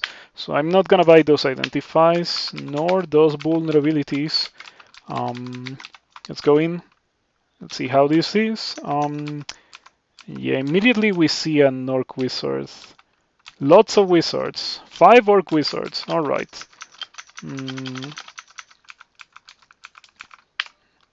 Books, including a really, really strong book in the form of the Unrestrained Analects. We could go into Refrigeration plus Triple Sword. It's not that great because, well, I guess it can be really good because at the end of the day, refrigeration is refrigeration. Like fully enchanted Triple Sword is also fully enchanted Triple Sword. I'm gonna think about it. The thing that makes me not want to do it immediately is that the triple sword is gonna cost me a lot of experience. Yeah. Um, what else do we have here? Noxious Bog is really nice, but I am not doing anything transmutations poison related. Yeah, okay. I'm gonna go for refrigeration most likely out of those, and that's pretty much it. I like how you nearly stumble into some lava. Yeah, I was about to say how it doesn't prompt me um, to like not move because I'm standing next to lava. That's nice. My willpower is so low that I'm just getting destroyed by those guys. Um, Even the lowly orc wizards can confuse me. Mm. And just as I said that, the game offers me a source of willpower, but it is faith, and I don't want faith. I like my amulet of regen, but I might have to take it because it's really like my only source of willpower that I can actually use in the entirety of the game. There's like a ring mail of willpower, but no. Can stumble into lava like the old days. Yep, I like that. Lots of quality of life changes. Alright, some sorcerers. This was probably an ogre mage. Oh, it was a normal ogre. Okay. How are you adapting back into a life of no explored region? It's been rough. I've been doing it actually. Like I've been walking around and like hoping to heal, and I haven't gotten healed. And yeah, definitely quite rough. None of these guys have cold attacks, do they? Because if they did, these would be nasty. They have Bolt of Fire and Bolt of Draining. So I think I actually want to continue using this Ring of Fire for this um, specific situation. Row of Willpower doesn't mean a willpower decrease, or it doesn't mean an armor class decrease, though I do lose one source of regen, and I now have the ability um, to not get destroyed by orc wizards. I still get destroyed by orc sorcerers, unfortunately. Merfolk is one of those good old species with 3 willpower per level up. Yep, 14 willpower. 14% chance to get destroyed by an orc sorcerer. I hope it doesn't happen.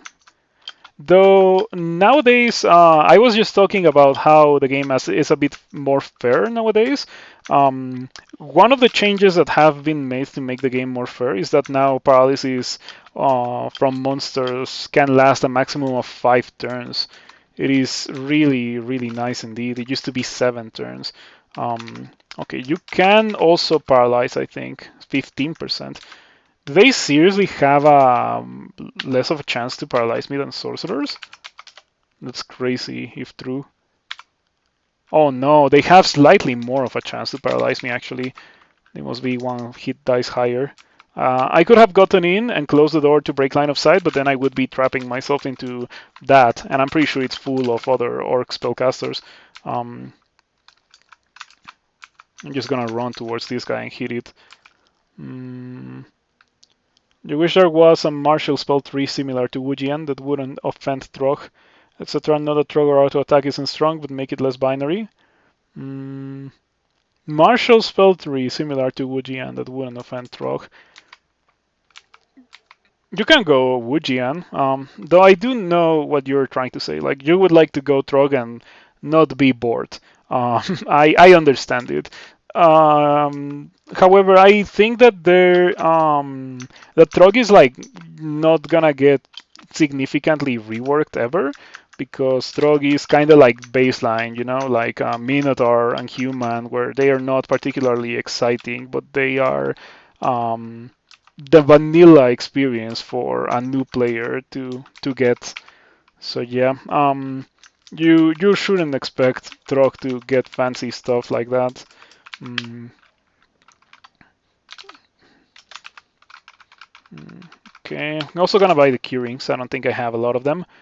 I don't think I need the mana. Do I have mutation? I have 6. I guess I could drink one, but no. The correct thing to do with the mutation minigame is to ignore it, to not engage with it. It really is quite bad to get destroyed by like minus a scroll and then not be able to remove it. And I shall continue to think that until minus a scroll is reworked into something else. In reality, my opinion of the mutation minigame is that most of the mutations should be like minus region. I think minus region is a perfect example of a mutation that I like to try to remove because I don't like having the mutation because it's bad, but it is not the kind of ridiculous game ending that minus a scroll can be. Like you can be at full HP, get hit once, have minus a scroll, and now you're kinda unable to blink away until you win the fight. You cannot teleport either. Yeah, it can be really nasty mutation. Um, yeah, spell power is based on hit dice. So Ogre Magi have indeed slightly more hit dice than the Sorcerer. Let's go to D15. Mm, and on to the mid game. Oh, the Unseen Horror hit a shaft, sure. Mm, Sonia with Distortion. Unfortunately for you, Sonia, I have paralysis that I am not afraid to use. If I used it against Rupert, I can definitely use it against Sonia. We found the Ring of Dexterity. That's a really nice thing to have because it increases my damage with this. Damage rating 54. Fantastic. And it's gonna get much higher once I apply a brand like Flaming or Freezing onto this triple sword. I could also use Vorpal and definitely Speed would be great, but I don't think I can get Speed. I got Irradiate and Dragon Form. That Book of Transfigurations was a real beast of a book. But at this point in the game, like if I had gotten that before being able to get this triple sword, I probably would have gone for a dragon form build instead of going for swords. But yeah, it appeared into the life of my character a bit too late. I am going to drop the kite shield. I'm gonna drop the leather armor. I was carrying it to do a nice cave, but like there's no ice cave on my D13, and my rule for D14 and D15 ice caves, since they are the hard variety, is to just pretend that they didn't generate. That's, in my opinion, the correct thing to do, since they're so ridiculously difficult and almost no character at this point in the game should expect to be able to beat them. This situation is extremely nasty. I'm just gonna teleport away. Enormous slime creature. I'm gonna blink away from that. All right. Nice. An orc room. Easy kills. Yep. Very easy kills. Even the knight wasn't a challenge. I would like to have a better body armor. You know, like a fully enchanted ringmail, for example, with willpower, or quicksilver scales would be nice as well. I don't like the floating eye. I'm gonna walk away from it. Break line of sight. Lots of shapeshifters. I guess that explains where the Guardian Serpent came from. Very nasty. Those look like glowing shapeshifters as well, with the speed at which they were shifting. It doesn't take much for one of those to get ridiculously overpowered for the point in the game where it spawns. I've seen some very sporadic dungeon shapeshifters be like shard strikes or like something messed up like that. But I think the most famous monster that I've seen in the dungeon has been an Iron Dragon, and that was like a real Iron Dragon. It was no shapeshifter. It happened a couple of versions ago, but it was just like a D13 Iron Dragon. I was like, well, it is what it is. I don't think they're slow, because if they're slow, you can just walk away from it, but I don't remember. Oh, they're slow. Okay, yeah. In that case, you can just walk away from it, but of course, the 3 dice of 30 breath weapon can kill you at that point in the game very easily. Okay, shouted to aggravate the Death Knight. The Death Knight proceeds to die really easily. I wonder if the Pain Mirror gets lessened by having resistance to negative. Something that I have a lot of thanks to the worshipping of the Shining One. So yeah, I find it funny that I resisted training for that great sword for that long, only to then just go for the triple sword. The extra the ring of dexterity that I got is pretty nice. It got me a lot of dexterity as well, lots of evasion. That's what I meant. Lots of evasion. Mm, I was at 20 or so before. Now I'm at 27. Quite a nice welcome change. Mm, okay, Boulder Beetle, I do not fear you anymore. It definitely feels nice to get to the point in the game where you don't feel Boulder Beetles. And yep, D15 Ice Cave, you do not do those. You know what you also don't do? Try to fight wizards the way that I did there. That could have been quite nasty if I had gotten banished, especially since I have like this huge halo. Everything in the abyss would have noticed me. Crystal plate. We are not getting crystal plate. I am getting the cloak, however, since I can spare the money. Let me drop this troll letter. I don't think I'm using that anymore. I could put on the hat of the Shrike now. Yeah, lose to armor class would gain resistance to electricity to avoid any scares in the mid game. Any scares from, shock serpents. There's no shock serpents. There's spark wasps since we got spider, unfortunately.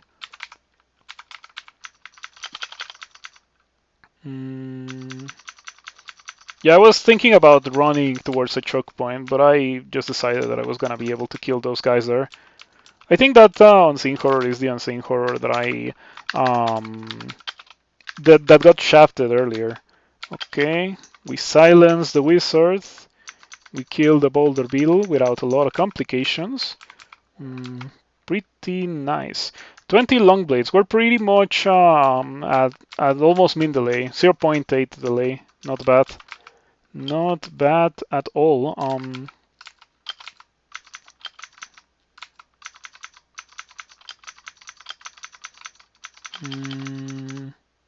Okay, did I see a shock serpent? Yeah, there it was, a shock serpent. But it was only very momentarily because it was a glowing shapeshifter. Unseen Horror killed your two best runs so far. Are you still playing Dungeon Crawl? Um, yeah, I assume that Unseen Horrors are even nastier in Dungeon Crawl than they are in the current version of the game. Though they can still kill you very easily in the current version of the game. You can just get um, a D6 Unseen Horror and get absolutely mauled by it. It has happened to me before. Very recently, actually, so I know that it is still a thing that can happen. Potion of Cirque is nice. We might use that in the near future. I have to say that so far I've been very pleased with the protection brand. I would still rebrand whenever I can, but for now, having the extra 7 armor class, it is a nice boost to my defenses, especially when coupled with Osokubu's armor. It actually brings me to 24 armor class. 24, 27 defenses with such a big weapon going into the mid game is quite nice. I think after this, I am going to train for refrigeration. Yeah, for refrigeration, I'm probably gonna need 16 ice magic or so, considering that I'm using heavy armor. Or well, not Rove. Oh no, I'm using Rove right now. But still, I will probably eventually use heavier armor. So yeah, I would like to still have the ability to use refrigeration. You've rarely ever seen out of depth unseen horrors anymore. Well, they are unseen after all. You don't usually see them, you just get killed by them. Especially if they are out of depth. Haha. Let's see what we go for now. We have Spider and we have Shoals. Well, being a Merfolk, the answer is not that difficult. And the answer is, I should have gotten refrigeration instead of getting min delay on my weapon. Yes, that's the answer. That's the true answer. Because refrigeration is way better than having min delay on my weapon right now. Yep, going into the mid game. The land of pain. Yeah, I guess that's a good way to put it. The land of pain. Your arch nemesis is still boulder beetles. Understandable. Boulder beetles kill everything. They're really, really strong. Really, really scary monsters. Okay, I actually should probably walk forward into the alligator snapping turtle.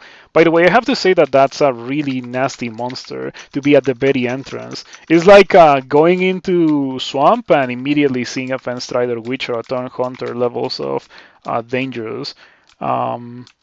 at least you can kinda run away from the alligator snapping turtle because it is slow, but it is also a fast swimmer. So if you go into the water, it just swims way faster than you do. 34 evasion in water, and I don't lose any armor class because I have not found boots. Yeah, no boots for my character. I have poison resistance, so this sea snake is not that scary.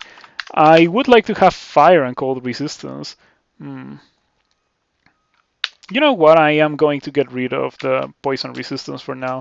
I think having fire and cold resistance is more important for the Aquamancers. Hmm.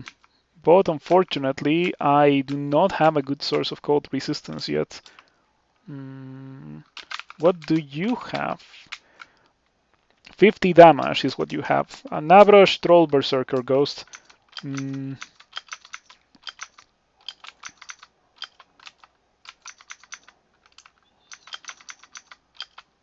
okay, I really wish I wasn't barbed right now because this is gonna hurt. At some point, also, I really should train some invocations so I can have access to angels.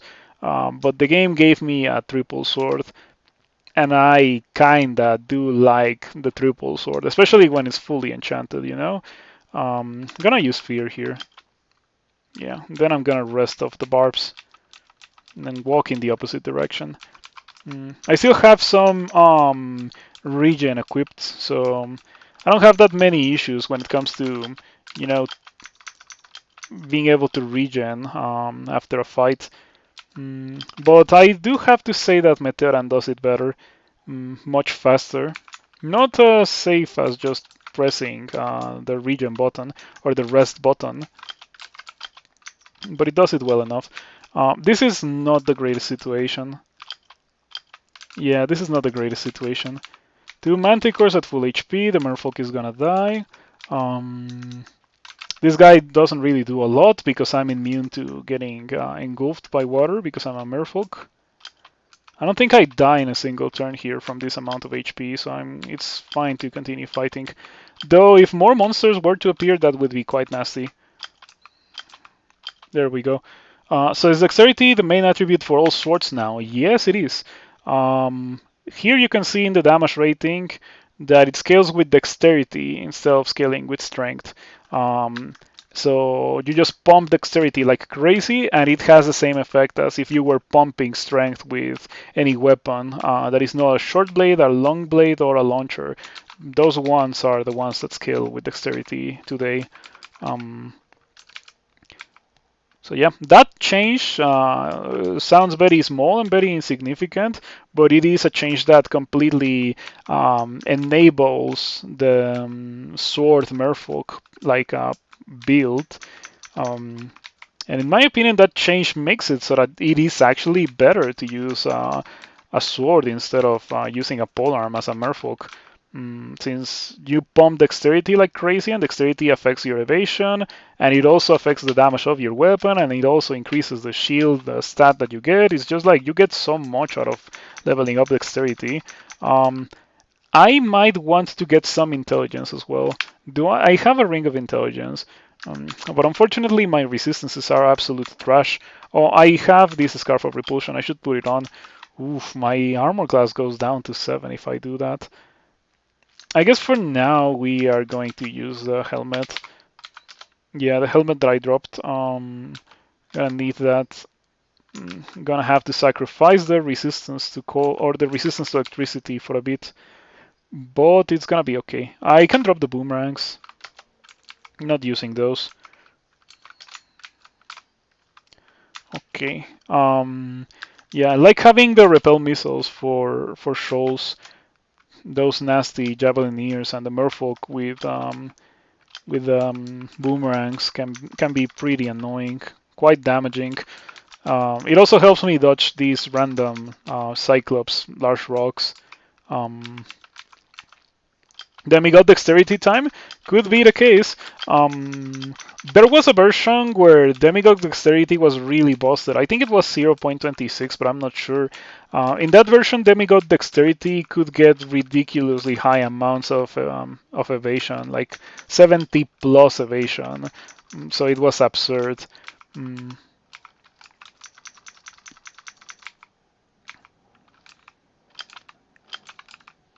you can no longer get that much evasion. Because it was toned down a bit after it was buffed. So it was buffed and then it was nerfed, but it was still overall buffed or above. But you can get a lot of crazy damage with a sword. And yeah, demigod swords is also something that I want to do myself.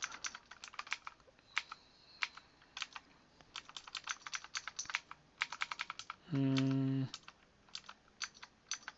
Oh yeah, being a merfolk in shoals feels like cheating. It feels so much easier than with pretty much any other species. Going into water, instead of getting a debuff to your melee, you actually get incredibly evasive. Look at that, I have 34 evasion while I'm standing in water. It is crazy strong. Mm, okay, I don't like that.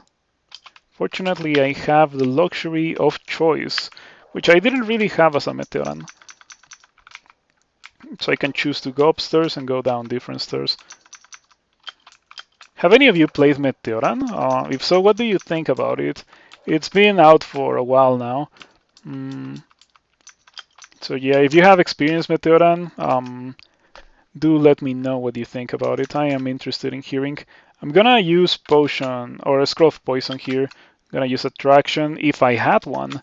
Unfortunately, I do not. I also don't have poison resistance equipped. Goodbye fire resistance for now. Oh, I should drop this ring of fire because I have fire resistance. Um,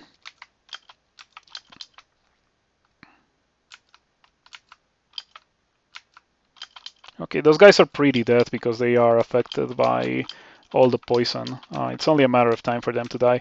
They also cannot swim, so I can just retreat into here and wait for them to all die. Oh, they didn't die.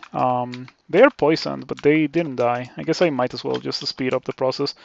Or get feared again. I have 10 of Tremor Stones. Yeah, there we go. It's gonna recharge later, so it's not an issue. Yeah. Okay, have 11 ice magic. I am pretty sure that I cannot cast refrigeration yet.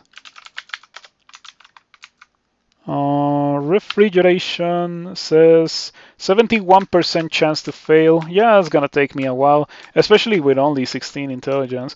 But I think the moment that I can get refrigeration castable, kind of, is the moment where I put on either intelligence or wizardry. Yeah, I thought that I was not gonna use wizardry anymore, but I was a bit mistaken. After all, refrigeration is pretty good. How do we deal with these death jacks? Refrigeration would be the answer, but I don't have that yet. I have 5 haste. I guess it's worth it to use one of those for this specific situation. That and Curare on Polyphemus. hmm Now I hit much faster than Polyphemus.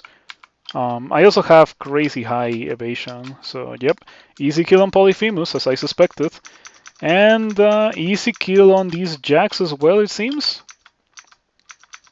Yeah, pretty good.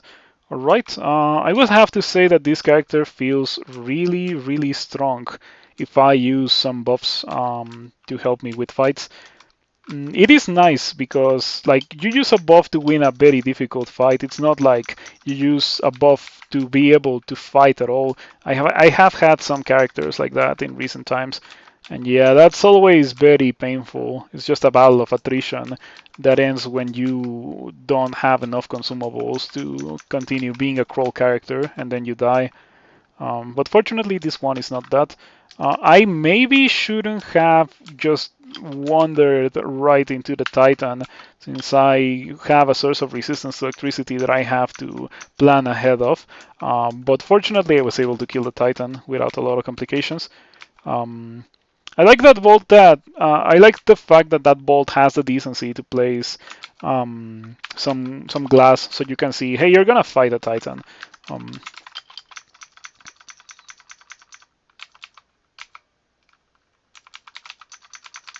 Okay. Um. Oh, my Ace Magic has been going higher, so that's why I have the same amount of armor class as I did before I did my inventory juggling earlier. I was a bit surprised by that, but yeah, that's definitely why. More spell power means more armor class from Osokubo's armor. Who would have guessed? Mm, oh, I don't like this ending. This ending is one of those new endings for shows. It is quite difficult, but shows for the longest time have no fancy endings like these. This one places a Titan. What happened to Naga? I have not started a Naga today. Only Merfolk. I have started only Merfolk. I was playing Meteoran yesterday, but yeah. Last week I had some pretty good Meteoran runs, including one that died in SOT 5 and two that won the game. But this week it's been the opposite of that. Pretty rough Meteoran runs, even runs that were capable of winning, but I was just like not playing them very properly or very well. Um, and I ended up killing them.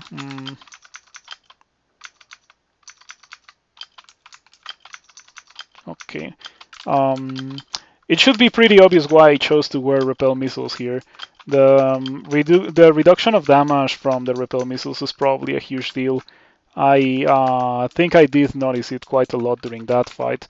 Well, I guess the 34 evasion also helps a lot with the repel missiles. At that point, it's probably really difficult to tag me with a projectile. You're playing Naga because you hate yourself. Oh yeah, like there was someone in chat that was playing Naga.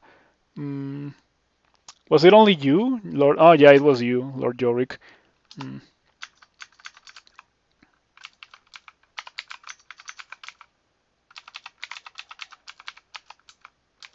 okay, I should be able to kill this Minotaur. Very scary, but its greatest strength, which are the jabs, are kind of disabled thanks to my gargantuan evasion. Who would have guessed that evasion-based fighter would bring me so much joy today? Yeah, I guess I have gotten extremely lucky with not just getting exploded. And probably the protection brand and Osokubu's armor are like playing a big part of that because it's not really like a dude in Rove. It is significantly tankier than a dude in Rove thanks to those spells. Mm,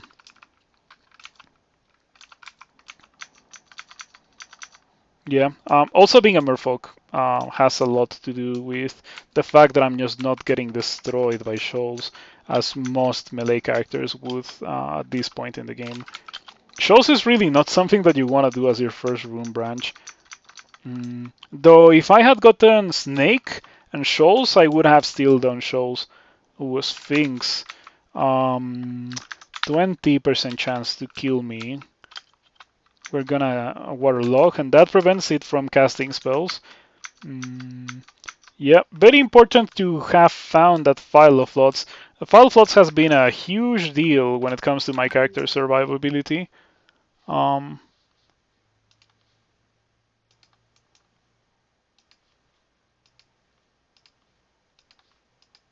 okay, let us continue.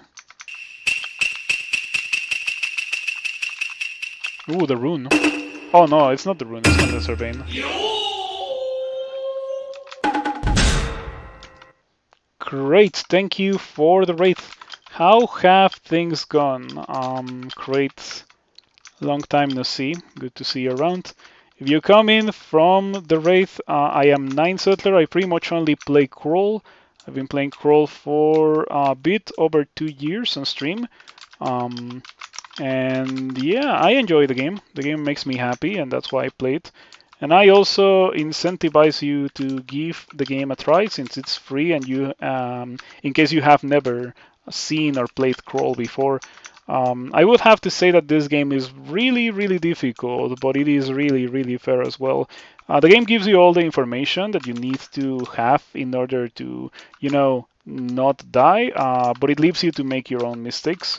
And yeah, it's not like Rift Wizard, but it is kind of close to that level of fairness. What's Ramparts? Ramparts is Frozen Ramparts. It's a status effect that makes these walls deal damage to my enemies. I can sustain that for a bit until I move. When I move, I stop having that. Mm, Unfortunately, the Sphinx is right there, and I don't have a file of lots, so I have to use a Scroll of Silence to not die to the Sphinx. Mm, yeah, unfortunately, that also turns off my own spells, which is scary. Mm, on the bright side, I get the ability um, to also mute the Aquamancer. Okay, I thought that that was gonna deal way more damage than I did, or than it did. So I'm glad. For that. Yeah. What were you doing today, Crate? If you're here, just like out of curiosity, still playing Necrodancer? Maybe I should have rested to full HP. Necrodancer. Okay.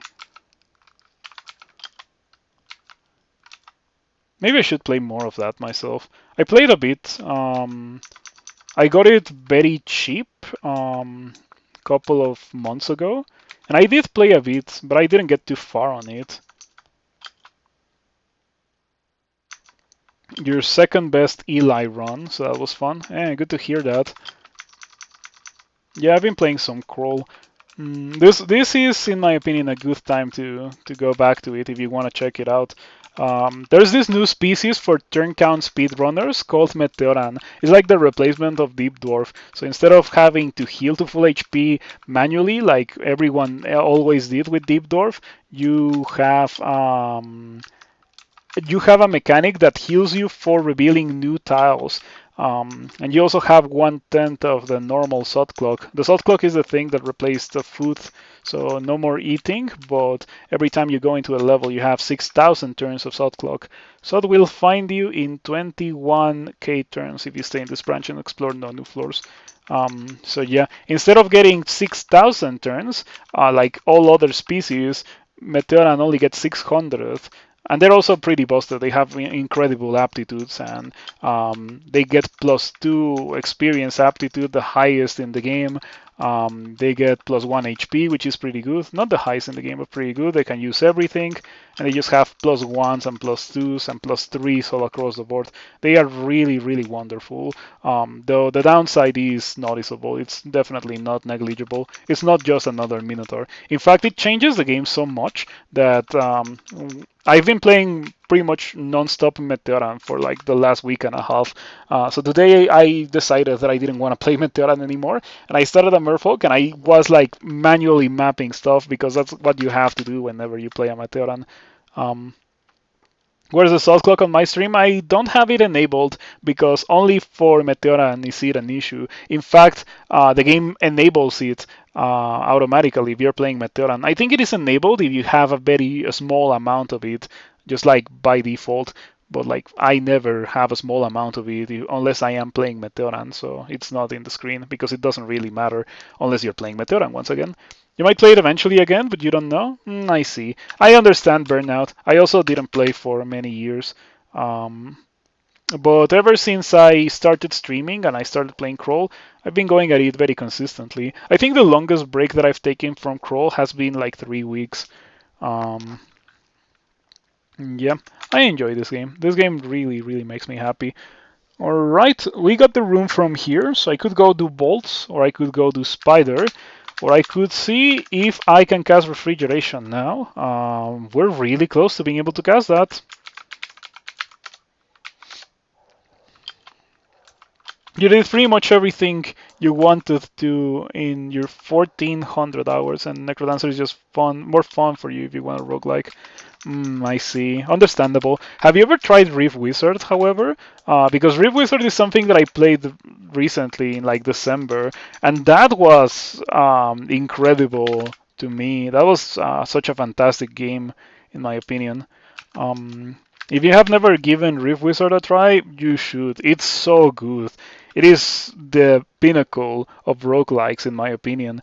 It does everything that I like about Crawl, but it adds its own twist.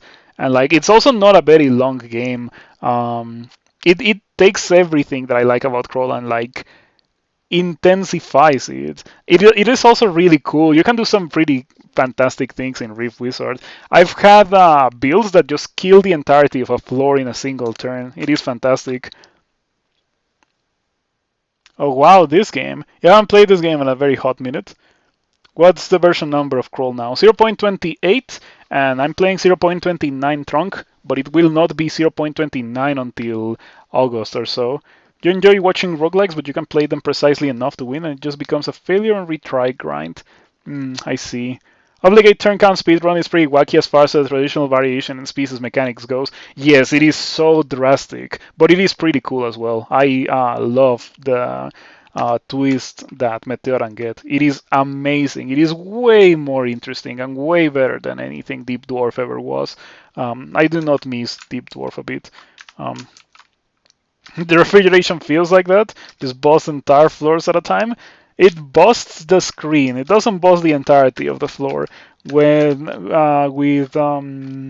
with Rift Wizard, if you have the proper build, it actually does kill the entirety of the floor, which is absolutely insane. Anyway, I have refrigeration now. Mm. And now I should probably put on this Ring of Intelligence instead of this Ring of Poison. So very naked in terms of resistances, other than my resistance to negative and the willpower, courtesy of the Shining One. But I have 9% chance to miscast Refrigeration with pretty pitiful spell power. Not much to do with only 22 strength, but I committed to the sword and I am now paying the price for that. Deep Door was removed, not surprised, lol. Yeah, it was very recently removed. Like, it's still unstable. If you were to download 0.28, it would still be there. But now there's a new species called Meteoran that replaced Deep Dwarf and like as the turn count speedrun species. It is wonderful. It is actually incredible. Big fan of that. Like that Jin game you were playing a bit ago, Quivered Refrigeration with Maclev was the strongest you've ever been. Yeah, you should see Quivered Manifold Assault Dragon Form as a Jin of Maclev. My first Jin win, was it really my first Jin win? Well, one of my first Jin wins was that, and it was so good. It was back when Manifold Assault was 4 mana, so it was so busted. What's a non-DD turn count record now? I have no idea. I don't keep up with turn count records because I don't really chase after them myself. They are not that much of an interesting thing to me. Um, so I don't know exactly what's the turn count record. Mm, but I guess I can search for it easily. It's much more easily than real time, at least. So high score. Anyone not DD? Um, let's see. This should give me that. Oh, the high score is Meteoran, funnily enough. The high score was set 3 days ago. And it's 9,000 turns for 15 runes with a Meteoran of Chevriados. Oh boy. Funnily enough, I was also thinking that I kind of wanted to try Meteoran of Chevriados, but yeah, it's probably a bit too hardcore for me. Not hardcore enough for Sapphire, of course, who is the one who has the speed run record at this point, or the high score. The high score and speed run record is pretty much the same thing, since your score is based around your turn count. Mm. Anyway, let's go ahead and do something else. Like going to Spider. Oh boy, going into Spider without resistance to poison. I guess I can yeah, I have a letter of poison resistance. I can use that. Also, put on the cloak, put on the hat, drop the helmet momentarily, put on the. Oh, maybe just read this scroll for the gold. I'm gonna regret it, but I'm gonna read it for the gold. Okay, get the gold, get these things actually. Okay, put on the leather armor. instead of the Robo Willpower. I sure hope that I don't find any Hexers in Snake or in Spider. And now we have a 13% chance to miscast Refrigeration. That should hopefully go up as I train spellcasting. And yeah, we shall see. Mm, you remember one of the big speed runners said that Che was worse than Atheist for win rate? Definitely. Che is very difficult. Che can kill you in situations where if you were not worshipping Che, you wouldn't have died. Um, so yeah. Funnily enough, that also can happen with the Shining One. I remember one time that I was in a gauntlet when I had to abandon the Shining One to be able to go invisible to be able to kill the Minotaur. And then I went the Shining One after I completed the gauntlet. It was a pretty funny thing. Mm. You took Che after your 7 win streak because part of you wanted to just die and end it, and Che obliged. Understandable. Yeah, Che can be pretty difficult. Oh, Spin Dart, if you're still here, you were asking about changes. Jiva is actually really good nowadays. That's another good change that has happened. Jiva got reworked. Now you don't get bad mutations, nor your stats shuffled. You get just obscene amounts of good mutations from Jiva. It's really, really good. Jiva still eats items, but Jiva is now in a state where I would say that Jiva is as strong as a god needs to be in order to be like bundled with the conditions that Jiva comes with, which definitely wasn't the case back when with the old version of Jiva. Anyway, let's go to Spider and let's hope that I don't die to the entrance. It has happened in the past. Um, Jiva was pretty good back when you played. I don't know. I've never been a fan of Jiva's um, item destruction mechanic. Yeah, you're not gonna have consumables, but now you have a ton of regen, a ton of good mutations. No stat shuffling is a really good thing about Jiva as well nowadays. Um, okay, yep. I guess I'm just gonna rest my mana here. And yeah, as is often the case, the entrance to Spider is full of monsters, very aggravating. At least it's not an open arena.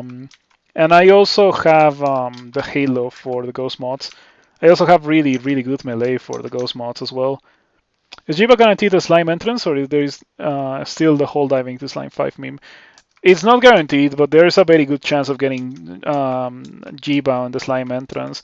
There's also the very elusive Jiba temple that I have never gotten until very recently. My last Deep Dwarf had Jiba, and Jiba now heals you. Well, I guess all Jiba also used to heal you as a Deep Dwarf, but the way that Jiba heals you is that it just adds regen to you. And that regen does affect Deep Dwarf, which is pretty fantastic. Mm.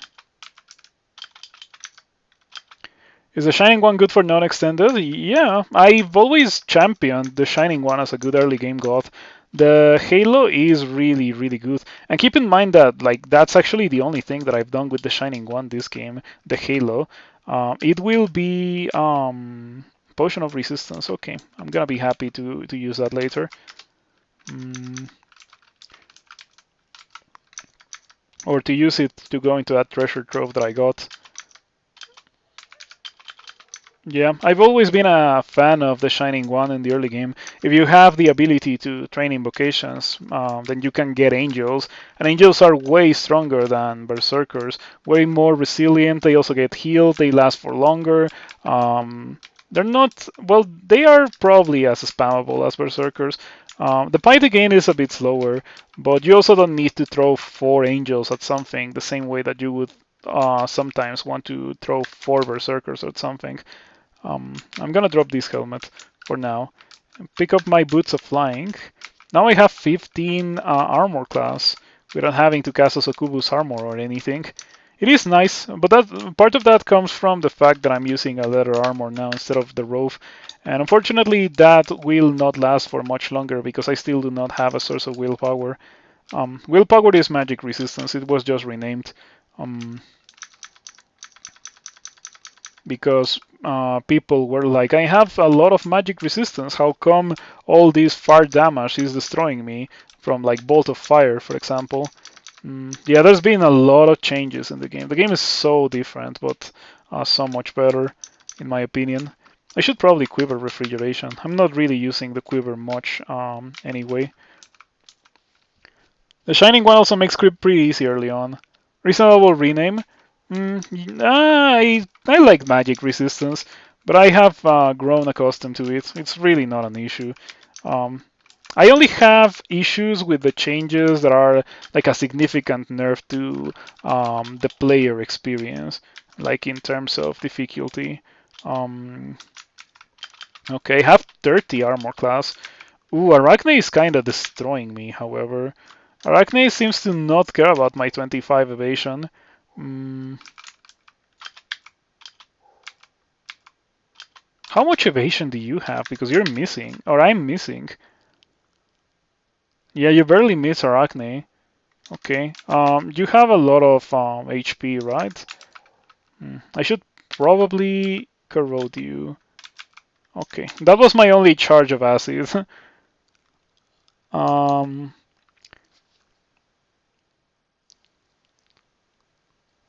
Last time you playing was about 7 versions ago. That's quite a long time ago. I think I've been streaming for about that amount of versions.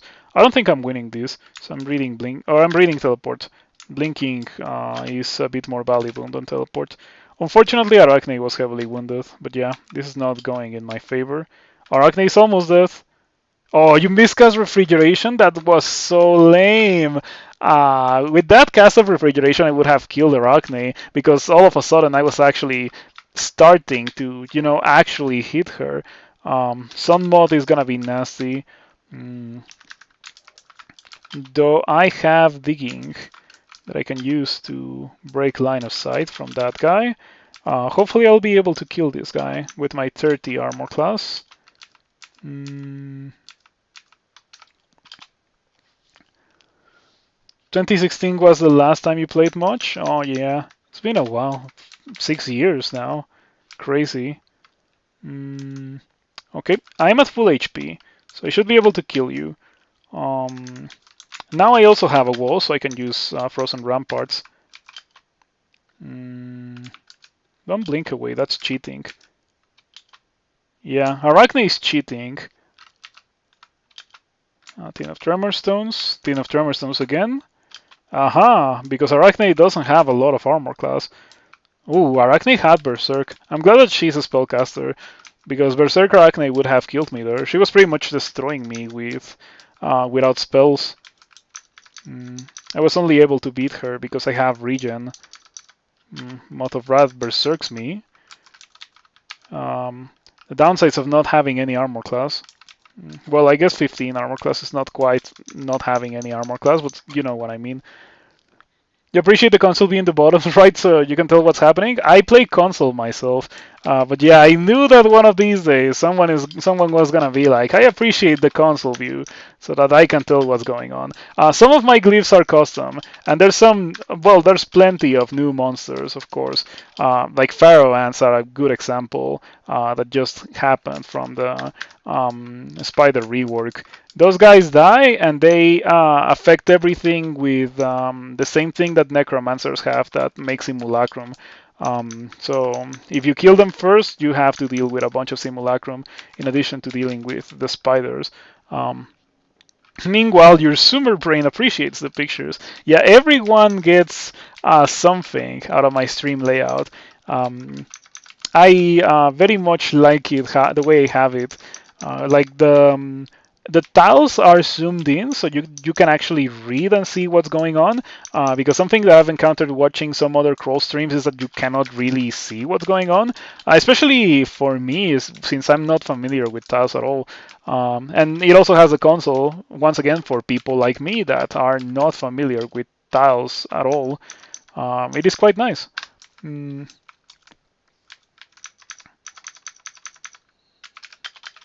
Okay, I am glad that I decided to go for refrigeration. It's been such a huge deal for being able to function as a crawl character in here, since it's pretty much unavoidable to fight bans at the same time, or like it's unavoidable to fight bans, it is nice to have a spell that actually hits the entirety of the band in one go. Spider now has, for example, Broth Mothers, which are big spiders that have a nasty bite, and they also have Summon Spiders, which obviously summon spiders. The bite also summons spiders in melee. It's quite nasty. You have the Shining One, which is so easy to tell when my line of sight ends. Mm-hmm. Mm. Ooh, wonderful. I really, really am glad that I got refrigeration. Um, it was definitely the correct thing to go for with this character. Though I have to use it responsibly. If you spam refrigeration, you can die nowadays, um, since it gives you the minus potion status effect. It's such a strong spell. Um, it was turned into a level 7 spell. It used to be level 5, I think, back in the good old days where it just like destroyed your potions. But when that was removed, it was turned into a higher level spell. It was level 6 for a while, but people obviously abused it because it's incredible, and it was made into a level 7 spell. And it is still incredible. I think it's one of the best spells in the game right now. Ice Magic as a whole is fantastic. On the other hand, Fire Magic is in the gutter. Fire Magic is pretty bad. It's not as bad as Hexes, but it's pretty bad nonetheless.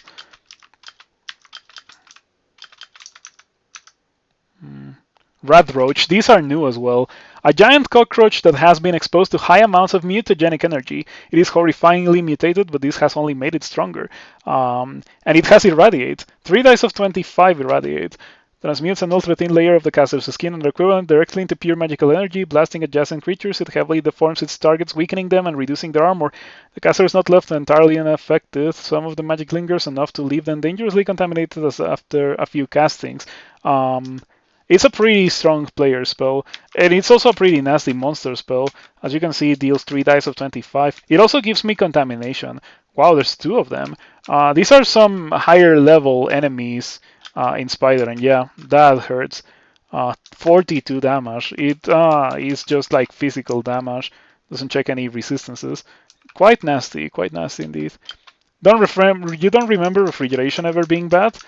You didn't play with refrigeration back in the day when it broke your potions and stuff. People didn't like it back in the day when that was a thing.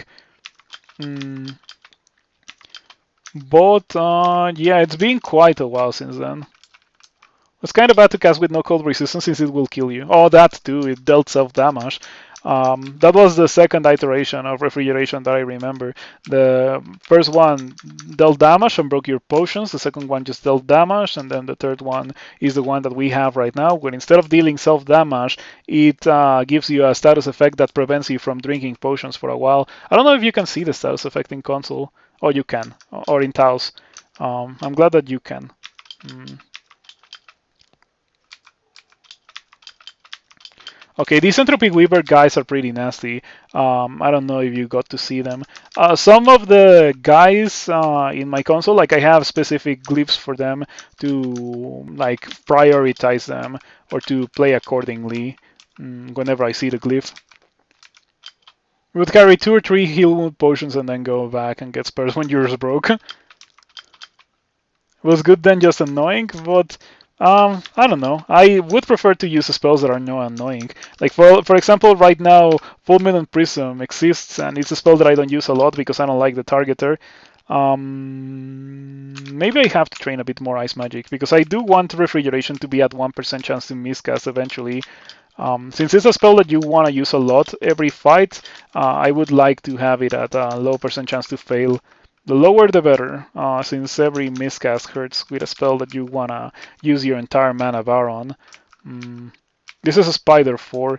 This Spider has been going so smoothly. It is wonderful how easy it has been so far. Oh, the Shining One heals me for killing the Pharaoh Ants and for killing the Simulacra as well. That probably has something to do with the fact that Spider has been so easy. Um, I'm gonna get this to 17. I think 17 should be good enough. Adding minus potion was actually a nerf, even though it was much less annoying. Yes, it is very scary to use nowadays. You can die from spamming refrigeration, from using it irresponsibly, but I kind of like that, even though I have indeed gotten killed by that myself. Um, yeah, otherwise it's a ridiculously strong spell mm, with like no downside. Um, it's funny because Ignition, for example, is like a higher level spell comparable to Refrigeration since it also hits the entirety of the screen, and I think in most situations Ignition is actually weaker. It only gets stronger than Refrigeration in things like cigarettes because the monsters are so clumped together that they just get hit by multiple fireballs at the same time. Hmm. Okay, the ghost mod is just gonna drain me of all my mana. Didn't. Oh, I had Condenser Bane, but the Shining one doesn't like Condenser Bane. I think those ones are new, like the Experience Evocables. These are pretty nice. They are pretty powerful, but they need to recharge after you use them. Like you use them and then you gain experience, and that's how they recharge. Instead of just waiting for them to come back online, like the same way that you would with your mana bar, for example. It's a nice mechanic, the one that they have, the Experience Evocables. Very good meme on the Vault 5 entry. I don't think it's necessarily a meme to do mm, to do ignition on Vault 5 entry. Okay, those are some pretty good globes. I like them quite a bit. They give me all that I could possibly wish for at the cost of literally one armor class, so I shall take them and I shall put them on and I shall be happy. Now I'm gonna put on my oh, come on. My Robo Willpower. Goodbye, letter of poison resistance. The resistances are looking quite good. I wish I had a source of cold resistance, however. We can drop this now. That was one of my acquirements, my first acquirement, that ring, but it's already kind of obsolete. Anyway, I don't really regret acquiring it for Lair. Maybe I would have gotten killed by poison if I hadn't acquired it. Ignition was pretty terrible when you played. Now I would say that it is pretty good. It's a prime spell for doing cigarettes. It kills large agglomerations of monsters really, really hard since they get hit by multiple explosions. But yeah, like if you cast it against like a couple of monsters dispersed evenly across the screen, it's not good. It's not good at all. Um,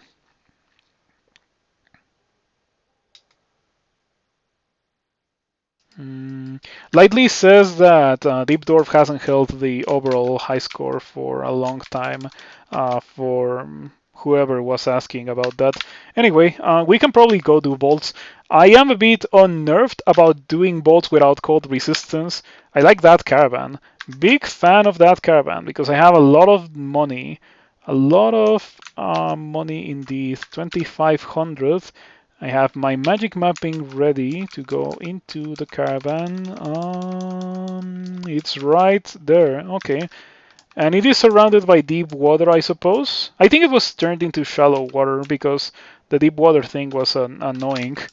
37% chance to mark me. I would like to not be marked right now, so I'm just gonna waterlock you to prevent you from marking me. Merfolkian blade.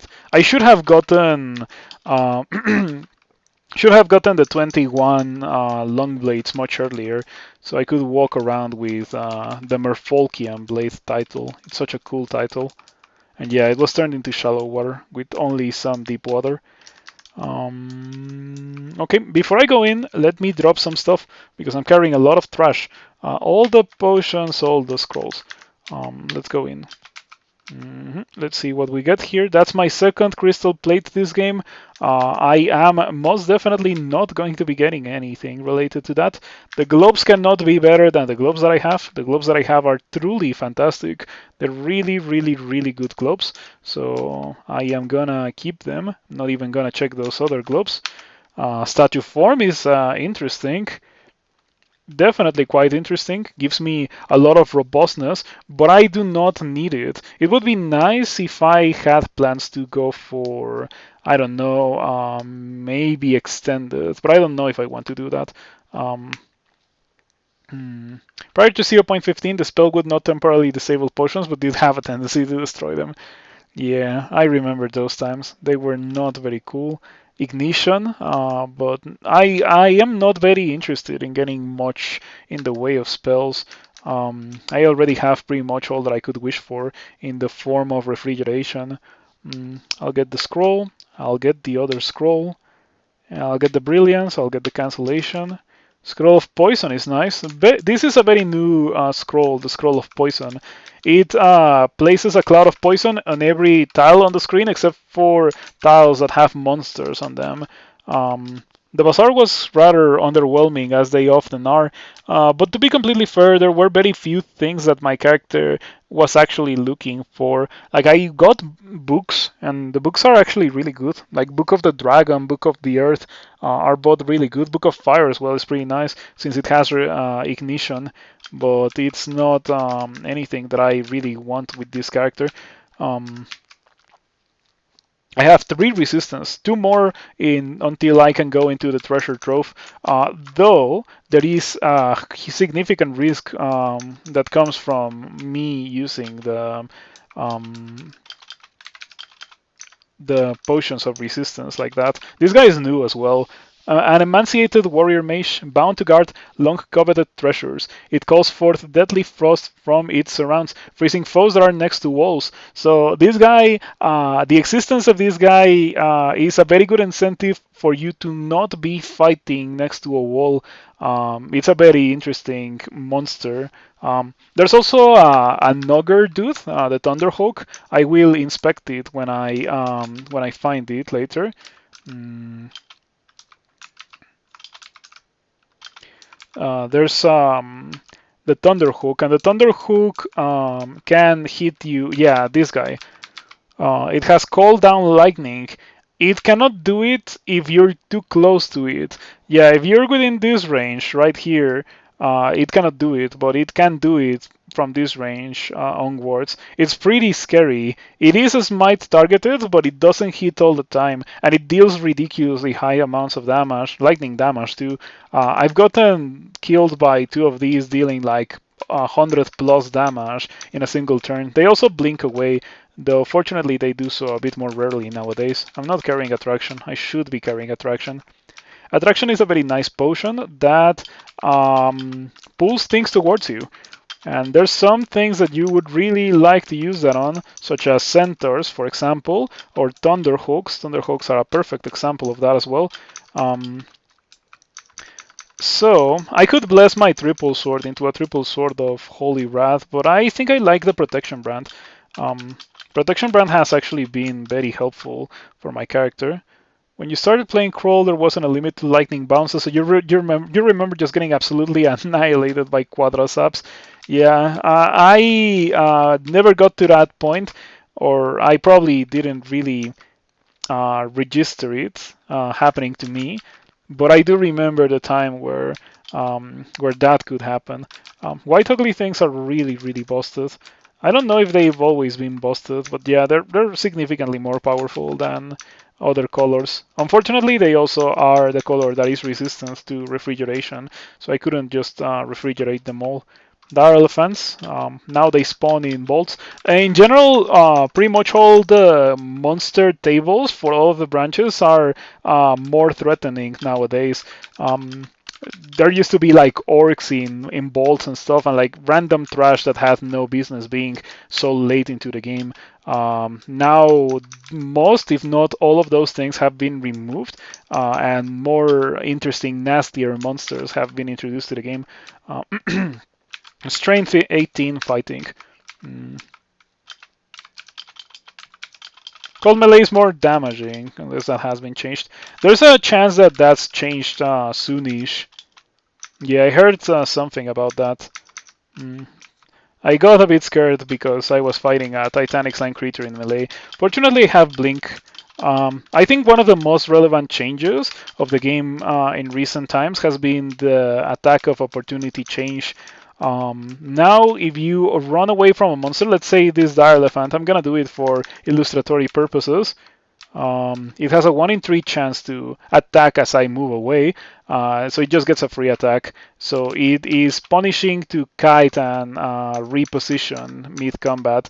That is a very huge buff to spells that make it easy for you to break away from monsters, such as Swiftness or Blink or Passage of Golubia. Cause Fear can also be nice.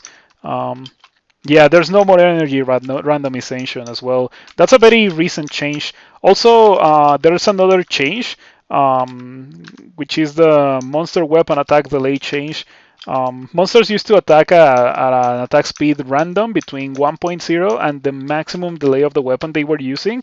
And now they only attack at 1.0 speed. So monsters with like any kind of weapon are significantly more scary nowadays. After that change was enacted into the game, there were a lot of nerfs to monsters. Like, for example, something like orcs hit for 2 damage now because they pretty much always have weapons. They used to hit much harder before. Ogres attack much more slowly. Those ones actually have to get nerfed after the change because it's pretty scary having those guys hit you every turn with a giant glove. It attacks extremely slowly.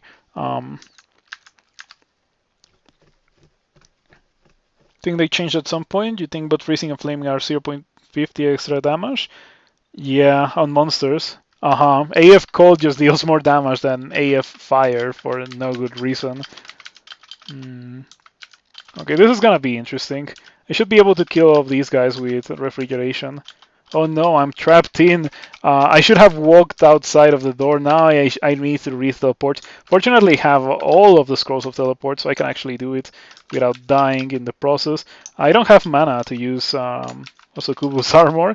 Okay. Oh, my defenses look so nice. 29 defenses. I got teleported deeper into the vault. Um, you cannot drink potions in your current state. Fogu is what we are using here. Good scroll of Fogu, I have to say. Let's cast also Kubu's armor. Gives me 29 defenses. These guys are scary. I'm gonna use File of Floods. File of Floods waterlocks the guys, which gives them the inability to cast spells. Removing the stopper unleashes a torrent of water, smashing the target and flooding the nearby area. If any creatures engulfed by the wave need air to breathe, they'll be unable to cast spells until they recover. It is quite nice, quite nice. It's a very, very strong thing to have, since the effect that silences the monsters is good even without any evocations training. Though evocations is so good nowadays that you probably want to have some of it anyway. Mm. Yeah, the status part of the File of Lots is new. It used to summon an elemental or something. There's also the Tin of Tremor Stones, which you have already seen me use. It has 2 charges, and it creates explosions that have the tendency to like generate on monsters. It's not very good on monsters that are at the edge of your line of sight, but it is at its best on monsters that are like within the mid range. It also doesn't work well on monsters that are right next to you. But the explosion deals quite a lot of damage that checks armor class like LRD would. And yeah, it's a good way to just get rid of bans like these. For example, I just straight up got rid of the Preserver because the Preserver tank damage for everyone, and still these guys are heavily wounded. Oh, that's a lot of deep trolls. I kind of wish I had another charge of Tin of Tremor Stones, but I have refrigeration, so I don't need to use Tin of Tremor Stones for dealing with these guys quickly and easily. It's such a busted spell. That looked like a nasty bolt. Didn't really have a lot of loot for me. I like Mystic Blast and Starburst. Mystic Blast was reworked into a translocations spell that pushes everything that's surrounding you away from you. You can knock them into walls and stuff, like old Force Lands, but instead of having range and like being like a stun arrow like spell, it just Just pushes the dudes away. Is there any cold-blooded species? I think Naga, but I'm not sure. Draconian, 100% Draconian. Um, but I think those two, or Baraki maybe. I think Baraki, but I'm not 100% sure about that either. But for sure, Draconian is cold-blooded. What do we train for now? I guess 21 dodging. I guess we can go all the way to 21.9. I want to have the Merfolk and Blade title. I like it. Pretty cool title. So far, I have to say that the character has been doing much better than I was expecting a character without a shield to be doing, which is a pretty nice thing to see. They're slowed by cold damage? Yes, Draconian are slowed by cold damage. Tiles Ghost? Hey, well, that's not Tiles Ghost. This is Tiles Ghost. With Refrigeration, Toxic Radiance, Sprint, Fireball, 7 damage. Very resistant to cold. I could kill it. I could kill it much more easily if I had invocations. Oh, talking about that, yeah, that's a good reminder to train some invocations, because after all, I am a worshipper of the Shining One, and I should have access to Cleansing Flame. 3% chance to miscast Refrigeration. Big fan of that. I should probably put on the Scarf of Repulsion now that I think about it. I think it is a bit more valuable than the extra armor class that I get, because so many of these guys have projectile attacks like the launchers from the Yagdars. Now Centaur Warrior bands spawn in bolts as well, and they're so scary. Ouch. Stop that. Why are you dealing so much damage? Oh, I guess it's because I don't have cold resistance. Okay, these guys are so scary. 1 pip of willpower, however. I can try to paralyze it. 54%. There we go. Never punished.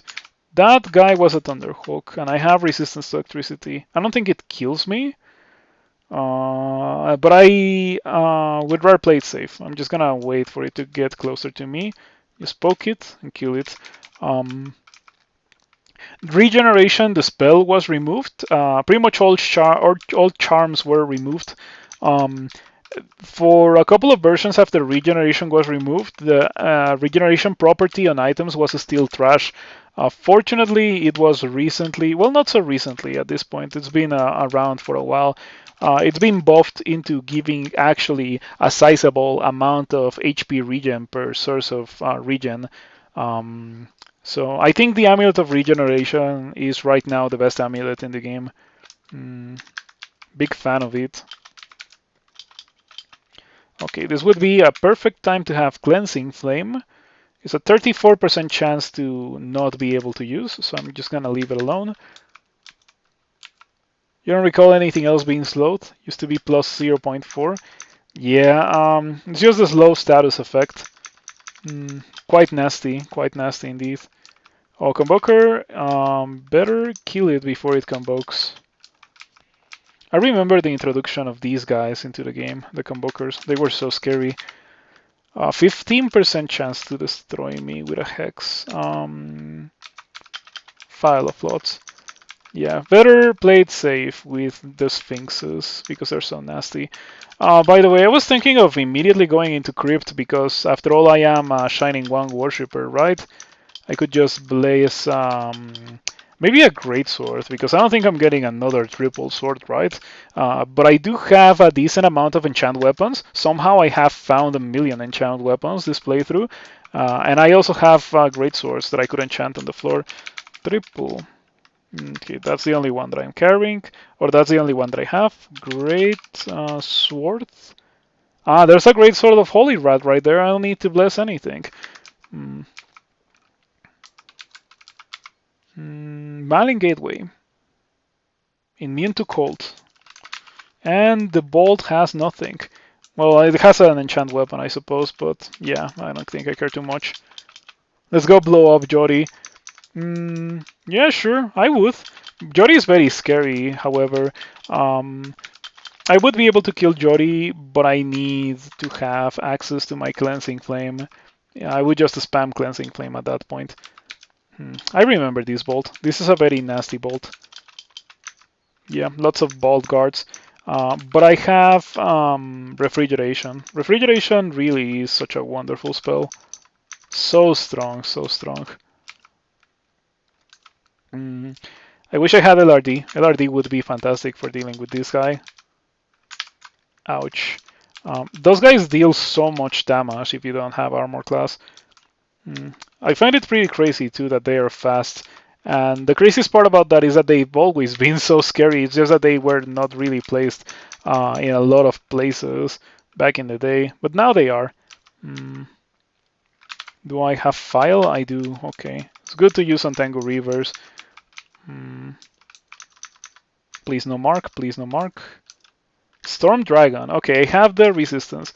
Um, sweet. So far, this has been going really well. Apart from that one Frostheart that almost killed me, I think this Bolt's run has gone almost flawlessly. Now, you are kind of scary because of the Bolt of Cold. But other than that, we should be okay. Please no Bolt of Cold. I'm dealing so much damage. I'm actually astonished at the ridiculous damage that I'm dealing with this. Damage rating 63. Now imagine if I actually had a brand on this instead of protection. I am a bit too afraid to switch away from protection, however. I have grown very accustomed to actually having, armor class. I have to say that I am an armor class enjoyer, especially when it comes to supporting my 30 evasion. Ouch, stop doing that. Annihilator. I don't have file. I have one silence. Scary, spooky dude. Please jump away. Thank you. Okay. Let's run upstairs because I don't think I want to deal with that guy without mana. With mana, I can just oh, okay, or I can just dodge the crystal spear and one-shot the annihilator. Sure, not gonna complain about that. Very nasty bolt, but somehow my character has been able to do it very, very easily. Oh, let's take a look at this. Ooh, that's interesting. Just because it's incredibly highly enchanted, but I am gonna pass on it. This Condenser Bane is the replacement of the Wand of Clouds. This is an experience evocable, very, very powerful. It used to have like 4 charges or something absolutely absurd. It is obviously not the case anymore. But yeah, it just deals a ton of damage, or it places a cloud on a 3x3 cloud on every monster that you can see on the screen. So similar to the Scroll of Poison, but it can create any kind of cloud. The power of the cloud increases with evocations. You can get acid clouds, and acid clouds just like instantly win you the fight pretty much. You can still use it, but you run the risk of seriously annoying the Shining One if you get what is it called? If you get clouds of negative energy, but you can use it. You don't get automatically penalized for using it. You only get penalized if you get clouds of negative energy and if you actually drain something. But in that situation, you get in serious trouble. Fortunately, my character doesn't need to use it. But I've had a Sin worshipper that has to use it because Sin is just trash, right? So I really needed to use something good, like a good item, and it was painful. I got excommunicated twice. No, I only got excommunicated twice, but I did get penance twice from using Condenser Vein because I was struggling so much at killing things. Um, Clearly just use it in Crypt so you can't drain anything. That makes a lot of sense actually, because in Crypt it's very difficult to drain stuff. You can drain Necromancers, but that's pretty much it. Just don't use it against Necromancers. I did find a great sword of draining that I could bless into a great sword of Holy Wrath for Crypt. I guess I'm gonna pick that up. Oh, I cannot pick that up because I'm full inventory. I hope that at some point soon that also kicks the bucket, the inventory space thing. It is kind of annoying to run out of space.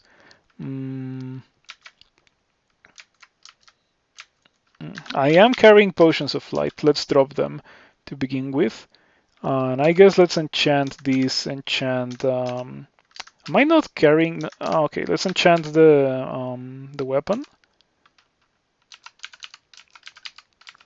to +7 because when you use the blessing ability, it gives 2 scrolls of enchant weapon. So as to not waste them. Can you have tips of skill priority like maining axes? Train your weapon to 1.0 delay to begin with. After that, you probably should get some fighting skill. And once you find that you're not killing things fast enough, turn on your weapon skill again until min delay. You can find out the min delay for a weapon by inspecting it in your inventory. It should tell you this weapon's minimum attack delay is reached at skill level 22. And with a weapon that you don't have the skill on, you can set a stop as well. For example, for this arbalest, I'm gonna pick it up so I can show you. If I inspect it, you can press S to set a skill level, and then it will not train it beyond that point. It's a great quality of life change. Yeah, half of the changes have been quality of life changes, including the removal of food. That's the pinnacle, the mother of all quality of life changes, the removal of food. You did not save the Shining One Holy Rat weapon for a demon weapon? There's no need to. I'm using a two-hander weapon, so might as well take advantage of the fact that I have the skill to actually use a two-hander. Um, if I was not using a two-hander weapon, I would either bless a double sword or a demon blade, whichever one came to me first. But I would prefer blessing a demon blade since a demon blade, or like a double sword, sorry, since a double sword has a bit more base damage and Holy Rat is a multiplicative brand. Is range combat still a nonsensical mess or does it work like melee now? It works like melee now for a very long time, and it's funny that you mentioned that because ammunition was also removed very recently. It's not unstable, it's only in trunk. So now launchers don't have ammunition anymore. To compensate for that, they have been greatly nerfed. They're much weaker than they used to be before. But you do get the ability to actually use them in the early game instead of being pretty much a glorified consumable as they used to be. Mm, okay, that hurts. Oh, that's scary. Please do not kill me, Mr. War Gargoyle. Okay.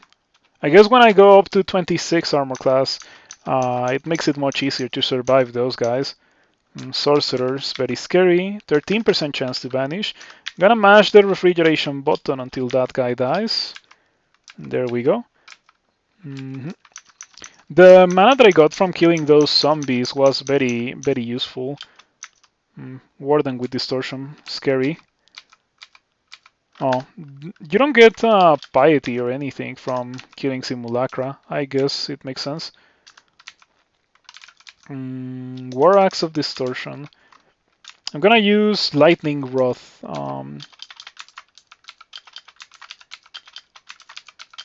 There we go. I really didn't want to melee that guy with Distortion. I don't want to get banished. I think at this point I would be able to survive the Abyss, but it is still a huge annoyance that I would rather not go through. By the way, bands of Orc Warlords with like 4 or 5 Orc Knights are the only Orcs that spawn in bolts nowadays. And they happen to be a pretty messed up kind of Orc. They hit really hard once they're mighty. And yeah, it's a band of dudes, so you can easily get surrounded and it can go very poorly. So I kind of like them just because they're that scary. Did you see? Like the only real damage that I took there was the damage that I received from the orcs, pretty much. Mm.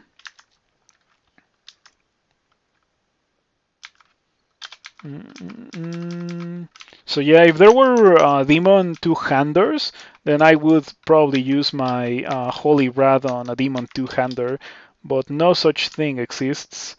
Dexterity or intelligence?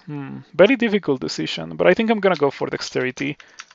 Oh, something important as well. Weapons scale with dexterity now, or like not all of them, of course. Only swords and launchers scale with dexterity. Um, Other things still scale with strength. Shields also entirely scale with dexterity. They don't scale with strength anymore. But strength still lets you wear heavier armor without nuking your dexterity, and it also increases the damage that you deal with other weapons that are not swords or launchers. Um, so yeah, I that's a very recent change as well, and it's a pretty good change too.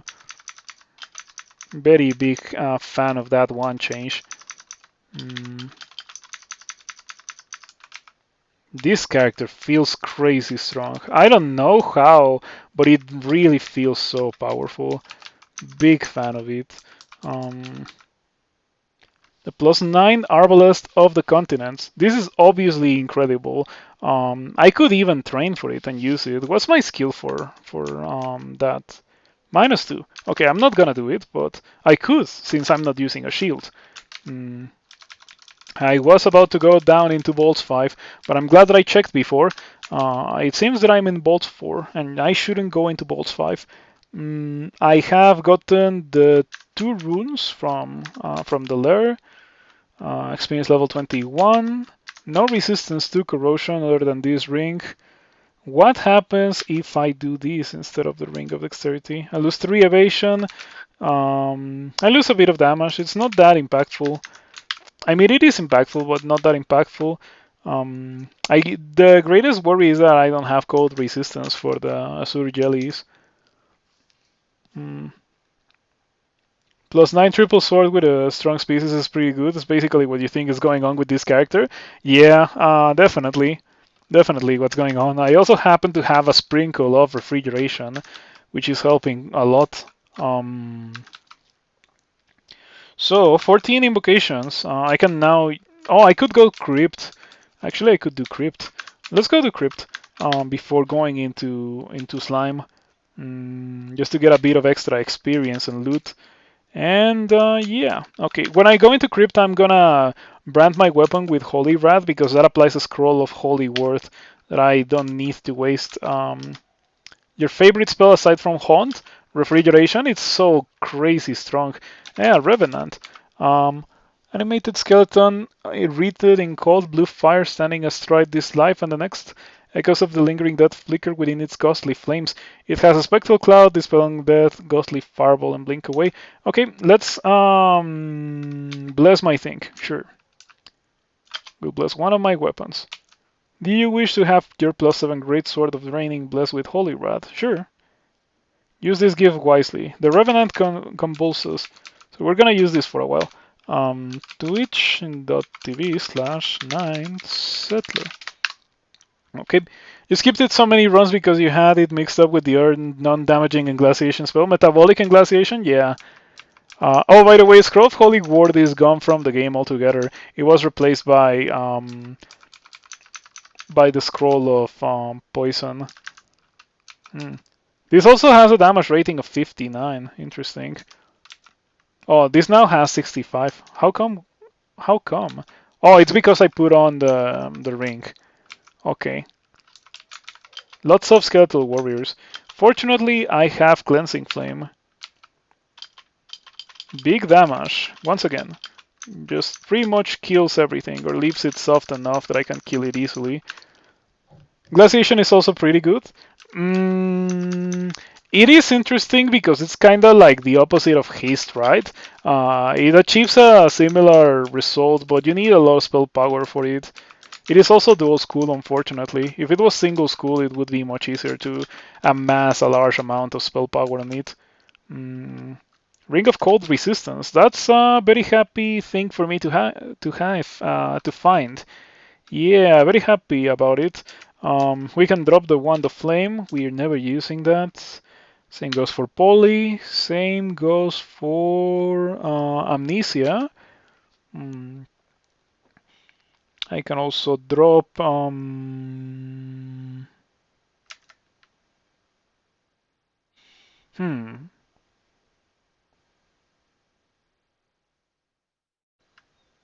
I think I'm good. It's a strange character that actually wants to carry potions of mana and potions of Berserk Rage. That pretty much never happens to me. Um, so yeah, give me that Ring of Cold Resistance. Big deal. Repeatable haste is so strong that most of that stuff doesn't matter. Also, spell power isn't that important for glaciation unless it got nerfed. It probably got nerfed because last time that I used it, the slow lasted for not long enough. I think it scales with monster hit dice nowadays. Mm.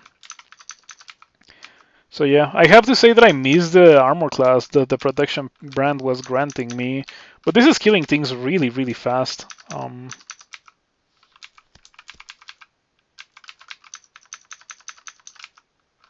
It's probably not that much of an issue considering that I am a worshipper of the Shining One, and the Shining One is just healing me quite a lot. Yeah, because I'm getting hurt, but I'm also getting healed a lot. Even if the slow is short, it doesn't matter. 5-6 turns of glaciation is really strong in some cases. I have to agree. I definitely kind of like the spell. Mm, It is pretty good on Jin. Jin is a new species that gets random spells on level up, doesn't get the ability to learn spells on its own, nor go any gods that give spells, and doesn't have the ability to train spell schools. It only trains a spell casting, and it casts everything of a spell casting alone. Since the spells are random, it would be pretty lame to be training one thing and get like the level 9 for a completely different thing.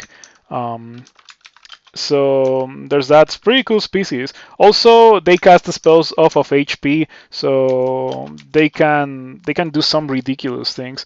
I like that species a lot. Also, many people that watch me, a lot of my viewers, have gotten the hang of spell casting thanks to the introduction of Jin into the game. So not only do I like it, but also my viewers do. It's a species that I like quite a lot indeed. A very good species to have been introduced into the game, in my opinion. Wow, I think I just one-shot that Revenant. Wow, I feel sorry for that Revenant. You learn so much by playing Jin.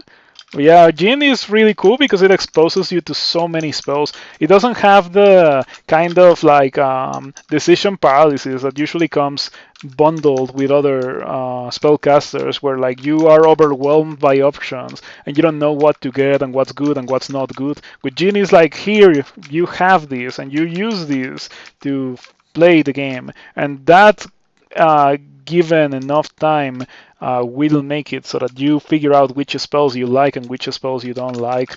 And of course, with a Jin, it's a bit different since some spells are only really, really good with Jin. For example, refrigerate or metabolic and glaciation, and some spells are even better on Jin than they would be with other species, such as Firestorm. Firestorm on Jin is exquisite. It only costs 9 mana or 9 HP off of your HP of roughly 180 or so by the time you get Firestorm castable, to just do it, and then you can just spam it. You can cast 100 manas worth of Firestorm, which is not something that you can do with pretty much anything else.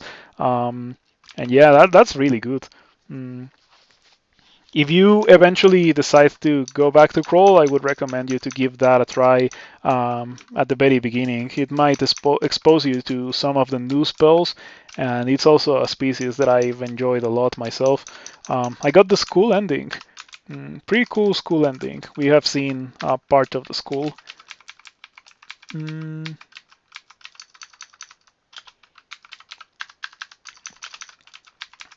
Mm, let's see what we find in the middle. Because if I remember correctly, there's like a huge space, like a huge open space right here. We should be fine. After all, I am a worshipper of the Shining One. This must be like one of the strongest characters with 9 armor class that I've ever played in my life. Um, really, I've played characters with 40 armor class that feel significantly less tanky than this one. I don't know how to explain it other than evasion, I suppose. Sometimes evasion is a placebo, but sometimes it really does some wonders to have some evasion. Only thing it does get frustrating when you get awkward spells like Ignite Poison without reliable ways to apply poison. You don't need to be tanky when you just kill everything. That too. But I hope that we do not run into nasty situations later in the game. I've been kinda expecting that to happen since I went into bolts, like just me exploding in a random fight. And that did happen once against the Frostheart dude. There was a single Frostheart that left me at 40 HP, but that was mostly because I didn't have poison resistance or cold resistance. I guess now that I do have that, we should be fine. Hmm. Oh, I'm getting hit by this guy. No wonder I'm actually taking damage. Um, Alrighty, not bad at all. Without the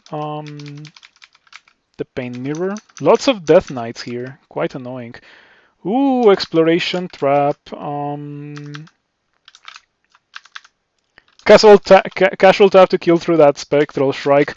Yeah, that was the Shining One's aura at work. Like the halo gave me enough accuracy to actually be able to bonk that thing to death. Also, the fact that I am training so much dexterity probably helps a lot with my accuracy. Mm, so that's another upside of mm, going for a sword, especially on a Merfolk. Really, Merfolk with swords is absolutely wonderful nowadays. Very big fan of it. Um, Also, casually tabbing through a profane servitor. We can add that to the list.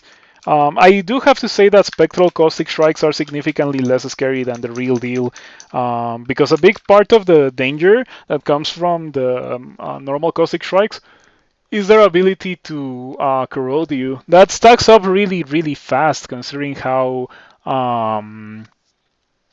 fast they are, how many attacks they get per turn, how often they come in bands. So that's the real threat of caustic strikes. Mm, a rapier might as well make it into a god weapon. It's not that fantastic, a rapier. I am going to silence you because I am scared of you. Or am I? I think I am. I have decided that I am scared of you, so I'm gonna silence you. Yeah, there we go. Now let's see if there's another one. Okay, there was only one. That's the entrance to Tomb, of course. But it's unlikely that I go in there. I could do Tomb 1, maybe. But then I also don't have to do it, so I might not. Simulacra don't have the acid attack, but they do have cold attacks. Simulacra actually hit the deal enormous damage. Oh yeah, Simulacra really scary. Spectral ones are not nearly as scary as the Simulacra. By the way, earlier today I got D15 Ice Cave, and I didn't go in because Shark Strike Simulacra can generate there. It's super messed up. The hard ice caves are really, really difficult now, and they spawn a bit too early, in my opinion. They spawn so early that if I just get one of them in D14, D15, I just don't bother. I pretend that it doesn't exist. Um, Ouch, a bit of flay. Let me get rid of this guy so I regain the flay. Lots of flayed ghosts, unfortunately. Lots of flayed ghosts.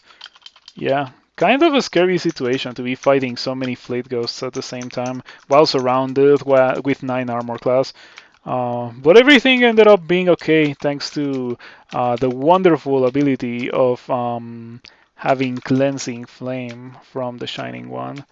And I think we're done. Yeah, not very difficult for the Shining One worshipper. Anyway, back to the triple sword. Now let's make that change that I was thinking about earlier.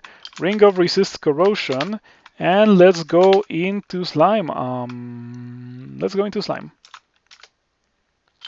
I could put in the cold resistance, and it might actually be a good idea because otherwise I don't know how I kill Azure Jellies. I need to tap them. Fortunately, my tab is good. Mm. Do I have any spells that I could get? Let's see here. I have Lesser Beckoning. Let's get that. Lesser Beckoning is okay. Lesser Beckoning is a spell that pulls monsters towards you. Pretty cool. You can target a monster and it just get overheated.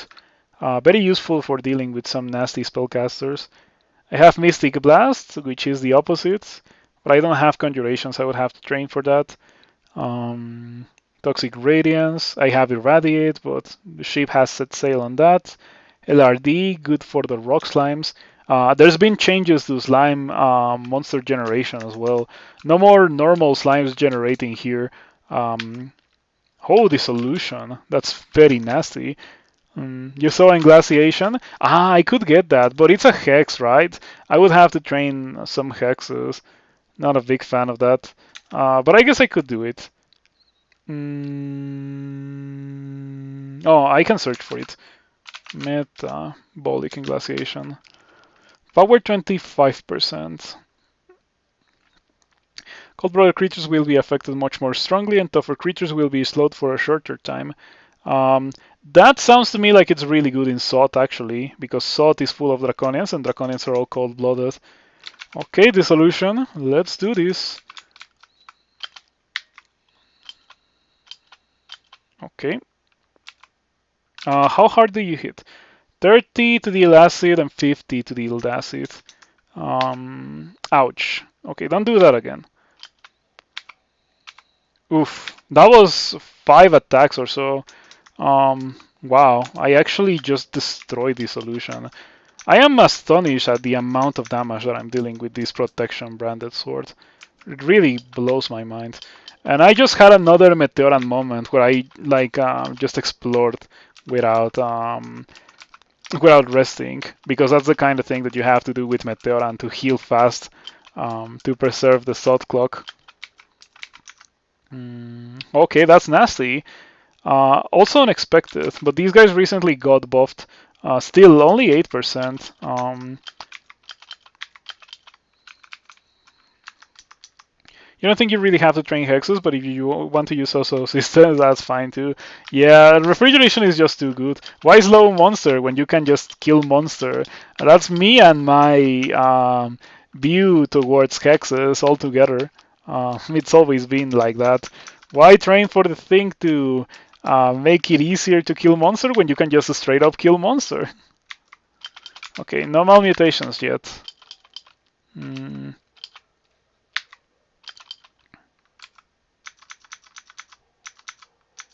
Okay, my first Azure Jelly. Gotta play it safe and put on this ring of resistance to corrosion, or cold resistance. That makes my refrigeration go all the way up to 5%. It also nerfs the spell power a bit. Not like I'm gonna have a lot of that with only 16 intelligence anyway. You still deal significantly more damage per enemy per enemy turn by using a glaciation, but you probably run out of mana sometimes. That is indeed the case. I don't know if you know about the change to potions of brilliance. Now they give you more spell power and they halve the mana cost of the things that you do. So they're pretty nice. They're the way that the item functions completely changed, because people used to get refrigeration to, or like they used to use that item to be able to cast the spells that they wouldn't really be able to cast with the items that they were wearing, like heavy armor and stuff. Now it is more of a mage kind of item, like the mage equivalent of might, kind of lets you get more juice for your mana. It's a really, really cool item nowadays. Is there any use of drinking 3 potion? Yeah, you become a 3. You get a lot of armor class and a lot of HP, at the downside of not being able to move and melding all your inventory, and nuking your evasion as well. Brilliance doesn't affect spell success anymore. Yeah, it doesn't do that anymore. You still need to be a competent spellcaster to be able to use that. Well, you know what? It would be very nice to have the ability to drink any potions right now because I'm out of mana. But I should be fine. Am I affected by protection? I am. Gonna have to cast this. I hope that this guy doesn't get too nasty, this shining eye down here. Oh, I got the Slayer title. Who wants that? I don't want that. Everyone gets the Slayer title. So I try to go out of my way to not get it, more often than not. Okay, the -2 dexterity is annoying, and the stat rod doesn't do anything. Mm, tragic, especially because it was very easily avoidable. Mm, just by not spamming spells. Okay, Azure Jelly. Let me put on my cold resistance. Wait a second.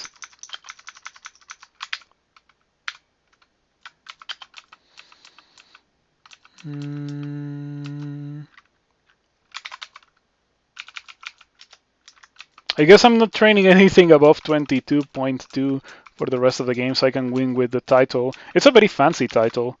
Um, Merfolkian Blade. Okay. I guess we're training dodging to 22.1. And then after that, I guess I'm training invocations and evocations and spellcasting. Maybe ice magic as well. I don't think I would be able to cast Polar Vortex if I was to get it. Polar Vortex is Tornado, but for Ice Magic, Tornado got removed and, well, reworked into Polar Vortex, and now Chain Lightning is a level 9 spell. But Chain Lightning also got reworked into actually being a good spell, which is really, really good. I'm not a big fan of it because it deals a lot of self damage, especially if you don't have. Cold resistance, but it explodes a lot of things. It deals some ridiculously high damage to the monsters.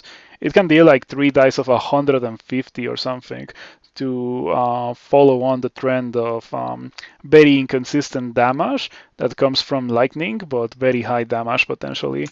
Mm. If you were in melee range against a single enemy, just annihilated them. I don't know. I cast the old version. Like you wanna know why I blacklisted Chain Lightning before the rework? Because I blacklisted it for a brief period of time before the rework. I cast it once in melee range and it didn't do anything. Like straight up, it just fizzled in melee range of a monster. And then I was like, you know what? I'm good without this spell. Like I don't think I need this spell in my life. um, and then very shortly after that, it got reworked, and the reworked version is very good. So Royal Jelly Fight, Rock Slime, New Slime, Oozing Avalanche, scouring the ground beneath it as it rumbles forward. It consumes only the metal and bone from its victims, using them to reinforce itself even further. It has a decent amount of HP, gargantuan amounts of armor class for a slime, no evasion as all slimes, decent willpower. It can hit for 50 to knock back the defender if any damage is dealt, and it can travel through water. It's also fast, fire resistant to counter the scroll of immolation strategy. Um, will sometimes do that, but other times it will do literally 300 damage. Fortunately, nowadays it is more likely to do that because, as I mentioned, it got reworked. Now it actually does damage every time. With the damage increasing, the closer the monster is to you. Um, I hate rock slimes. I think everyone hates rock slimes. I personally think that rock slimes are the most dangerous thing that exists here. Um, since the slime rework.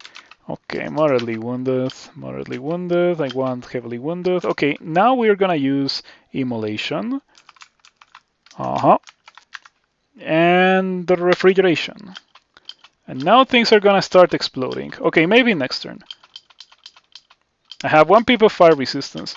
The rock slimes are giant, so they make a big explosion. Refrigeration plus immolation is a fantastic way to deal with all these slimes because the slimes that resist the fire do not resist cold, and the one slime that does resist cold doesn't resist fire. Um, Quicksilver oozes are also new slimes. Let's see if that one survives. Oh, it didn't. Well, it's fine. I can search for it. Quicksilver ooze. A thin coating of shining reflective goo covering a great area and rushing forward with startling speed. Enchantments slide off it like water. It is immune to hexes, and it also can hit you to anti-magic you and engulf you. And when you're engulfed, you cannot really cast spells or read scrolls unless you walk away from it, and therefore prevent it from engulfing you. It can be quite nasty to be engulfed by Quicksilver Ooze. I've almost died to that before. Um, This was the other good place for scroll of immolation. Yeah, I don't like to go for the immolation strategies that much unless I have refrigeration. With refrigeration, I just go for it since refrigeration really helps in that regard. Oh, this is a really good ring.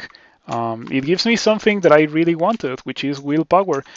So I think I'm gonna drop my current ring of intelligence, take the hit to intelligence in favor of the 2 pips of willpower, and now I can get rid of the robe and wear some real body armor. I really am surprised at the fact that I got this far with wearing a robe and without exploding.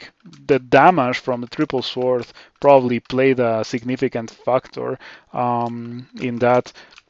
But there's also the fact that wow, that's a pretty beast ring. I like that a lot, or like an amulet. I don't know if I like it more than what I currently have though, the region, but I probably should use it. It actually is a fantastic amulet. It was 7 intelligence and 7 dexterity in case you didn't see it. Um, so yeah, I am really leaning towards it. Mm. Whew. 5 intelligence, 5 dexterity if I put on this scale mail. Okay, I am probably gonna pull the trigger on this, but before that I need to clear the level because I'm gonna put myself in a vulnerable position by doing this here. Unfortunately my inventory is full. Okay. Anti-magic executioner's axe. Yeah, we're not using that. Pretty good item, but we're not using that. Mm, really put on the amulet of faith. Yeah, sure. I did want to do that anyway. Goodbye region. Now let's take a look at this. 1925, 2625. So that looks pretty good to me. That actually looks wonderful. 37 dexterity, damage rating 71. Imagine if I had a damaging brand on this. It would deal upwards of 100 damage rating, I suppose. Damage rating is a new thing that was finally added because people were like, how does weapon damage work? Like no one ever knew how weapon damage works, so I like that change. Big fan of it. Also, Kubus armor works differently now from what it used to be. Yeah, now the heavier your armor is, the least armor class it provides you with. Yeah, it can be pretty useless with like plate and above. But somehow I'm actually getting good like armor class off of it. I guess it also helps that it's almost at full spell power now that I have crazy high amounts of intelligence of wearing these things. Yeah, I like that. I like this loadout. I like this loadout quite a bit. In fact, I might want to train armor to better take advantage of this loadout. Mm-hmm. Getting like 12 armor, so it's gonna be very costly, but it's also gonna be very worth it. My evasion is probably gonna go quite high, and my armor class is also gonna go quite high. Archmagi on that crystal plate. C plate. Would you use C plate? Not on this character. This is the orange crystal plate armor with Archmagi, 3 intelligence, and clarity. Regarded as the ultimate Mega Sig armor. I used it myself in my Mega Sig that I did a while ago. Yeah, the orange crystal plate armor, good stuff. I think I want to have cold resistance instead of resistance to corrosion now. I could also put on the ring of dexterity, just like for curiosity. Let's put it on. 77 damage rating, and I also have 27 evasion. But I like the cold resistance a bit more. Makes me feel safer. Yeah, now I have 1 pip in everything, 3 pips of willpower. Just out of curiosity, let's see how this looks. Monster, Dread Leech. Dread Leeches have a 4% chance to paralyze me now. Chance to defeat your will, 4%. Pretty nice. Who can actually use Orange Crystal Plate as not a meme? Any Mega Sig character, because Mega Sig characters just have like fully maxed skills. They have everything maxed, everything that you see here maxed.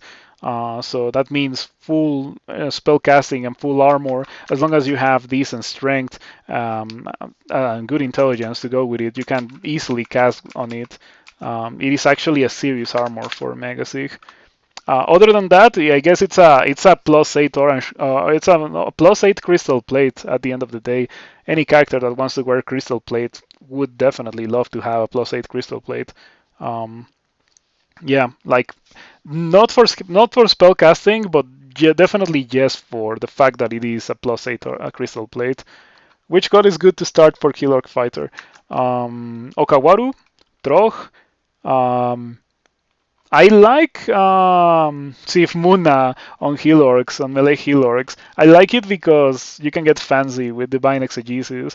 Um, but you probably shouldn't attempt to do that.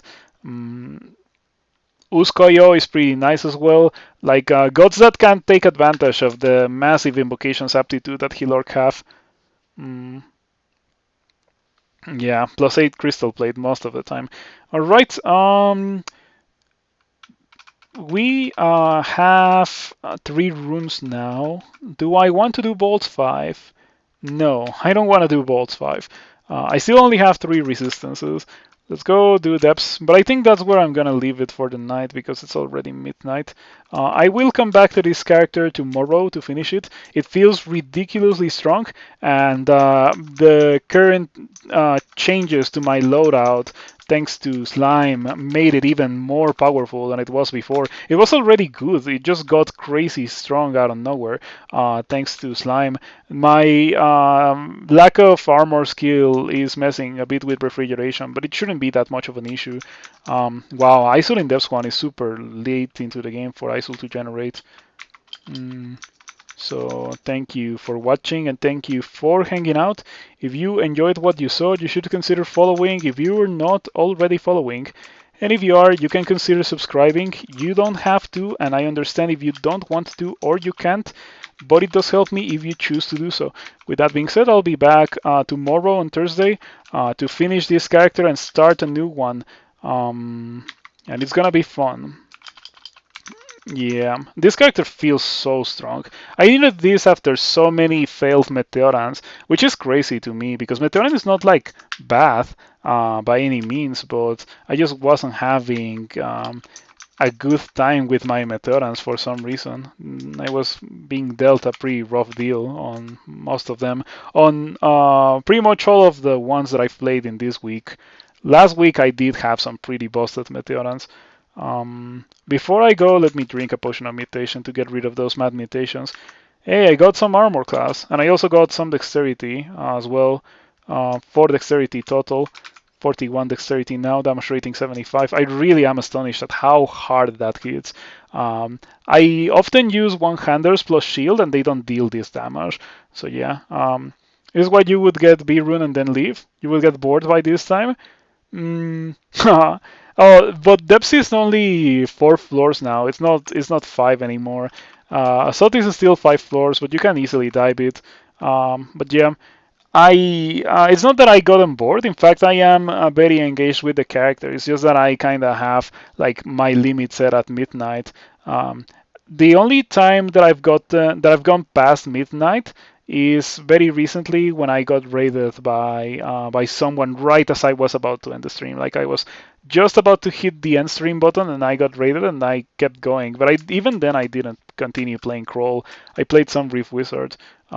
Will you rebrand now that you have armor class? That is indeed a very alluding proposition, but I like my gargantuan armor class that I get from Protection brand, and I'm actually dealing some pretty good damage regardless of the brand, so I'm not sure. It would be really good to rebrand for sure. It would make me explode things, but the thing is that I'm already exploding things. I have one shot some things in the past with my weapon as it is already, so there's no real need for me to apply a brand to it somehow. So I guess not. But we shall see how SOT looks tomorrow. Probably not known anymore, but you did create Crawl, which is limited to create Crawl, which is limited to Lair, Dungeon Orc, Bolt, Get Bolt Rune, no others than Leave Dungeon, well plus Temple. That's a very minimalist Crawl. Did you ever get to play Hellcrawl? Hellcrawl is it's not the same, but it is very similar. It is much shorter as well. Um, you might like Rift Wizard. Rift Wizard is similar in length to that. Um, if you have never tried it, you should give it a try. It is entirely spell focused. There's no melee in Rift Wizard, but you can do some really, really funky, cool things in Rift Wizard. You never actually played Hellcrawl. Hellcrawl is also similar in that regard, like a much shorter, much more condensed experience. Even Crate Crawl is too long for you these days. Oh, 10 minutes? Yeah, Rift Wizard is gonna take you a bit longer than 10 minutes. Um, my fastest Rift Wizard runs have been like an hour. My first one took me like 10 hours, but it did end in a win, so that was pretty nice. Anyway, let's see who we can rate. Give me a second to see if we can rate someone playing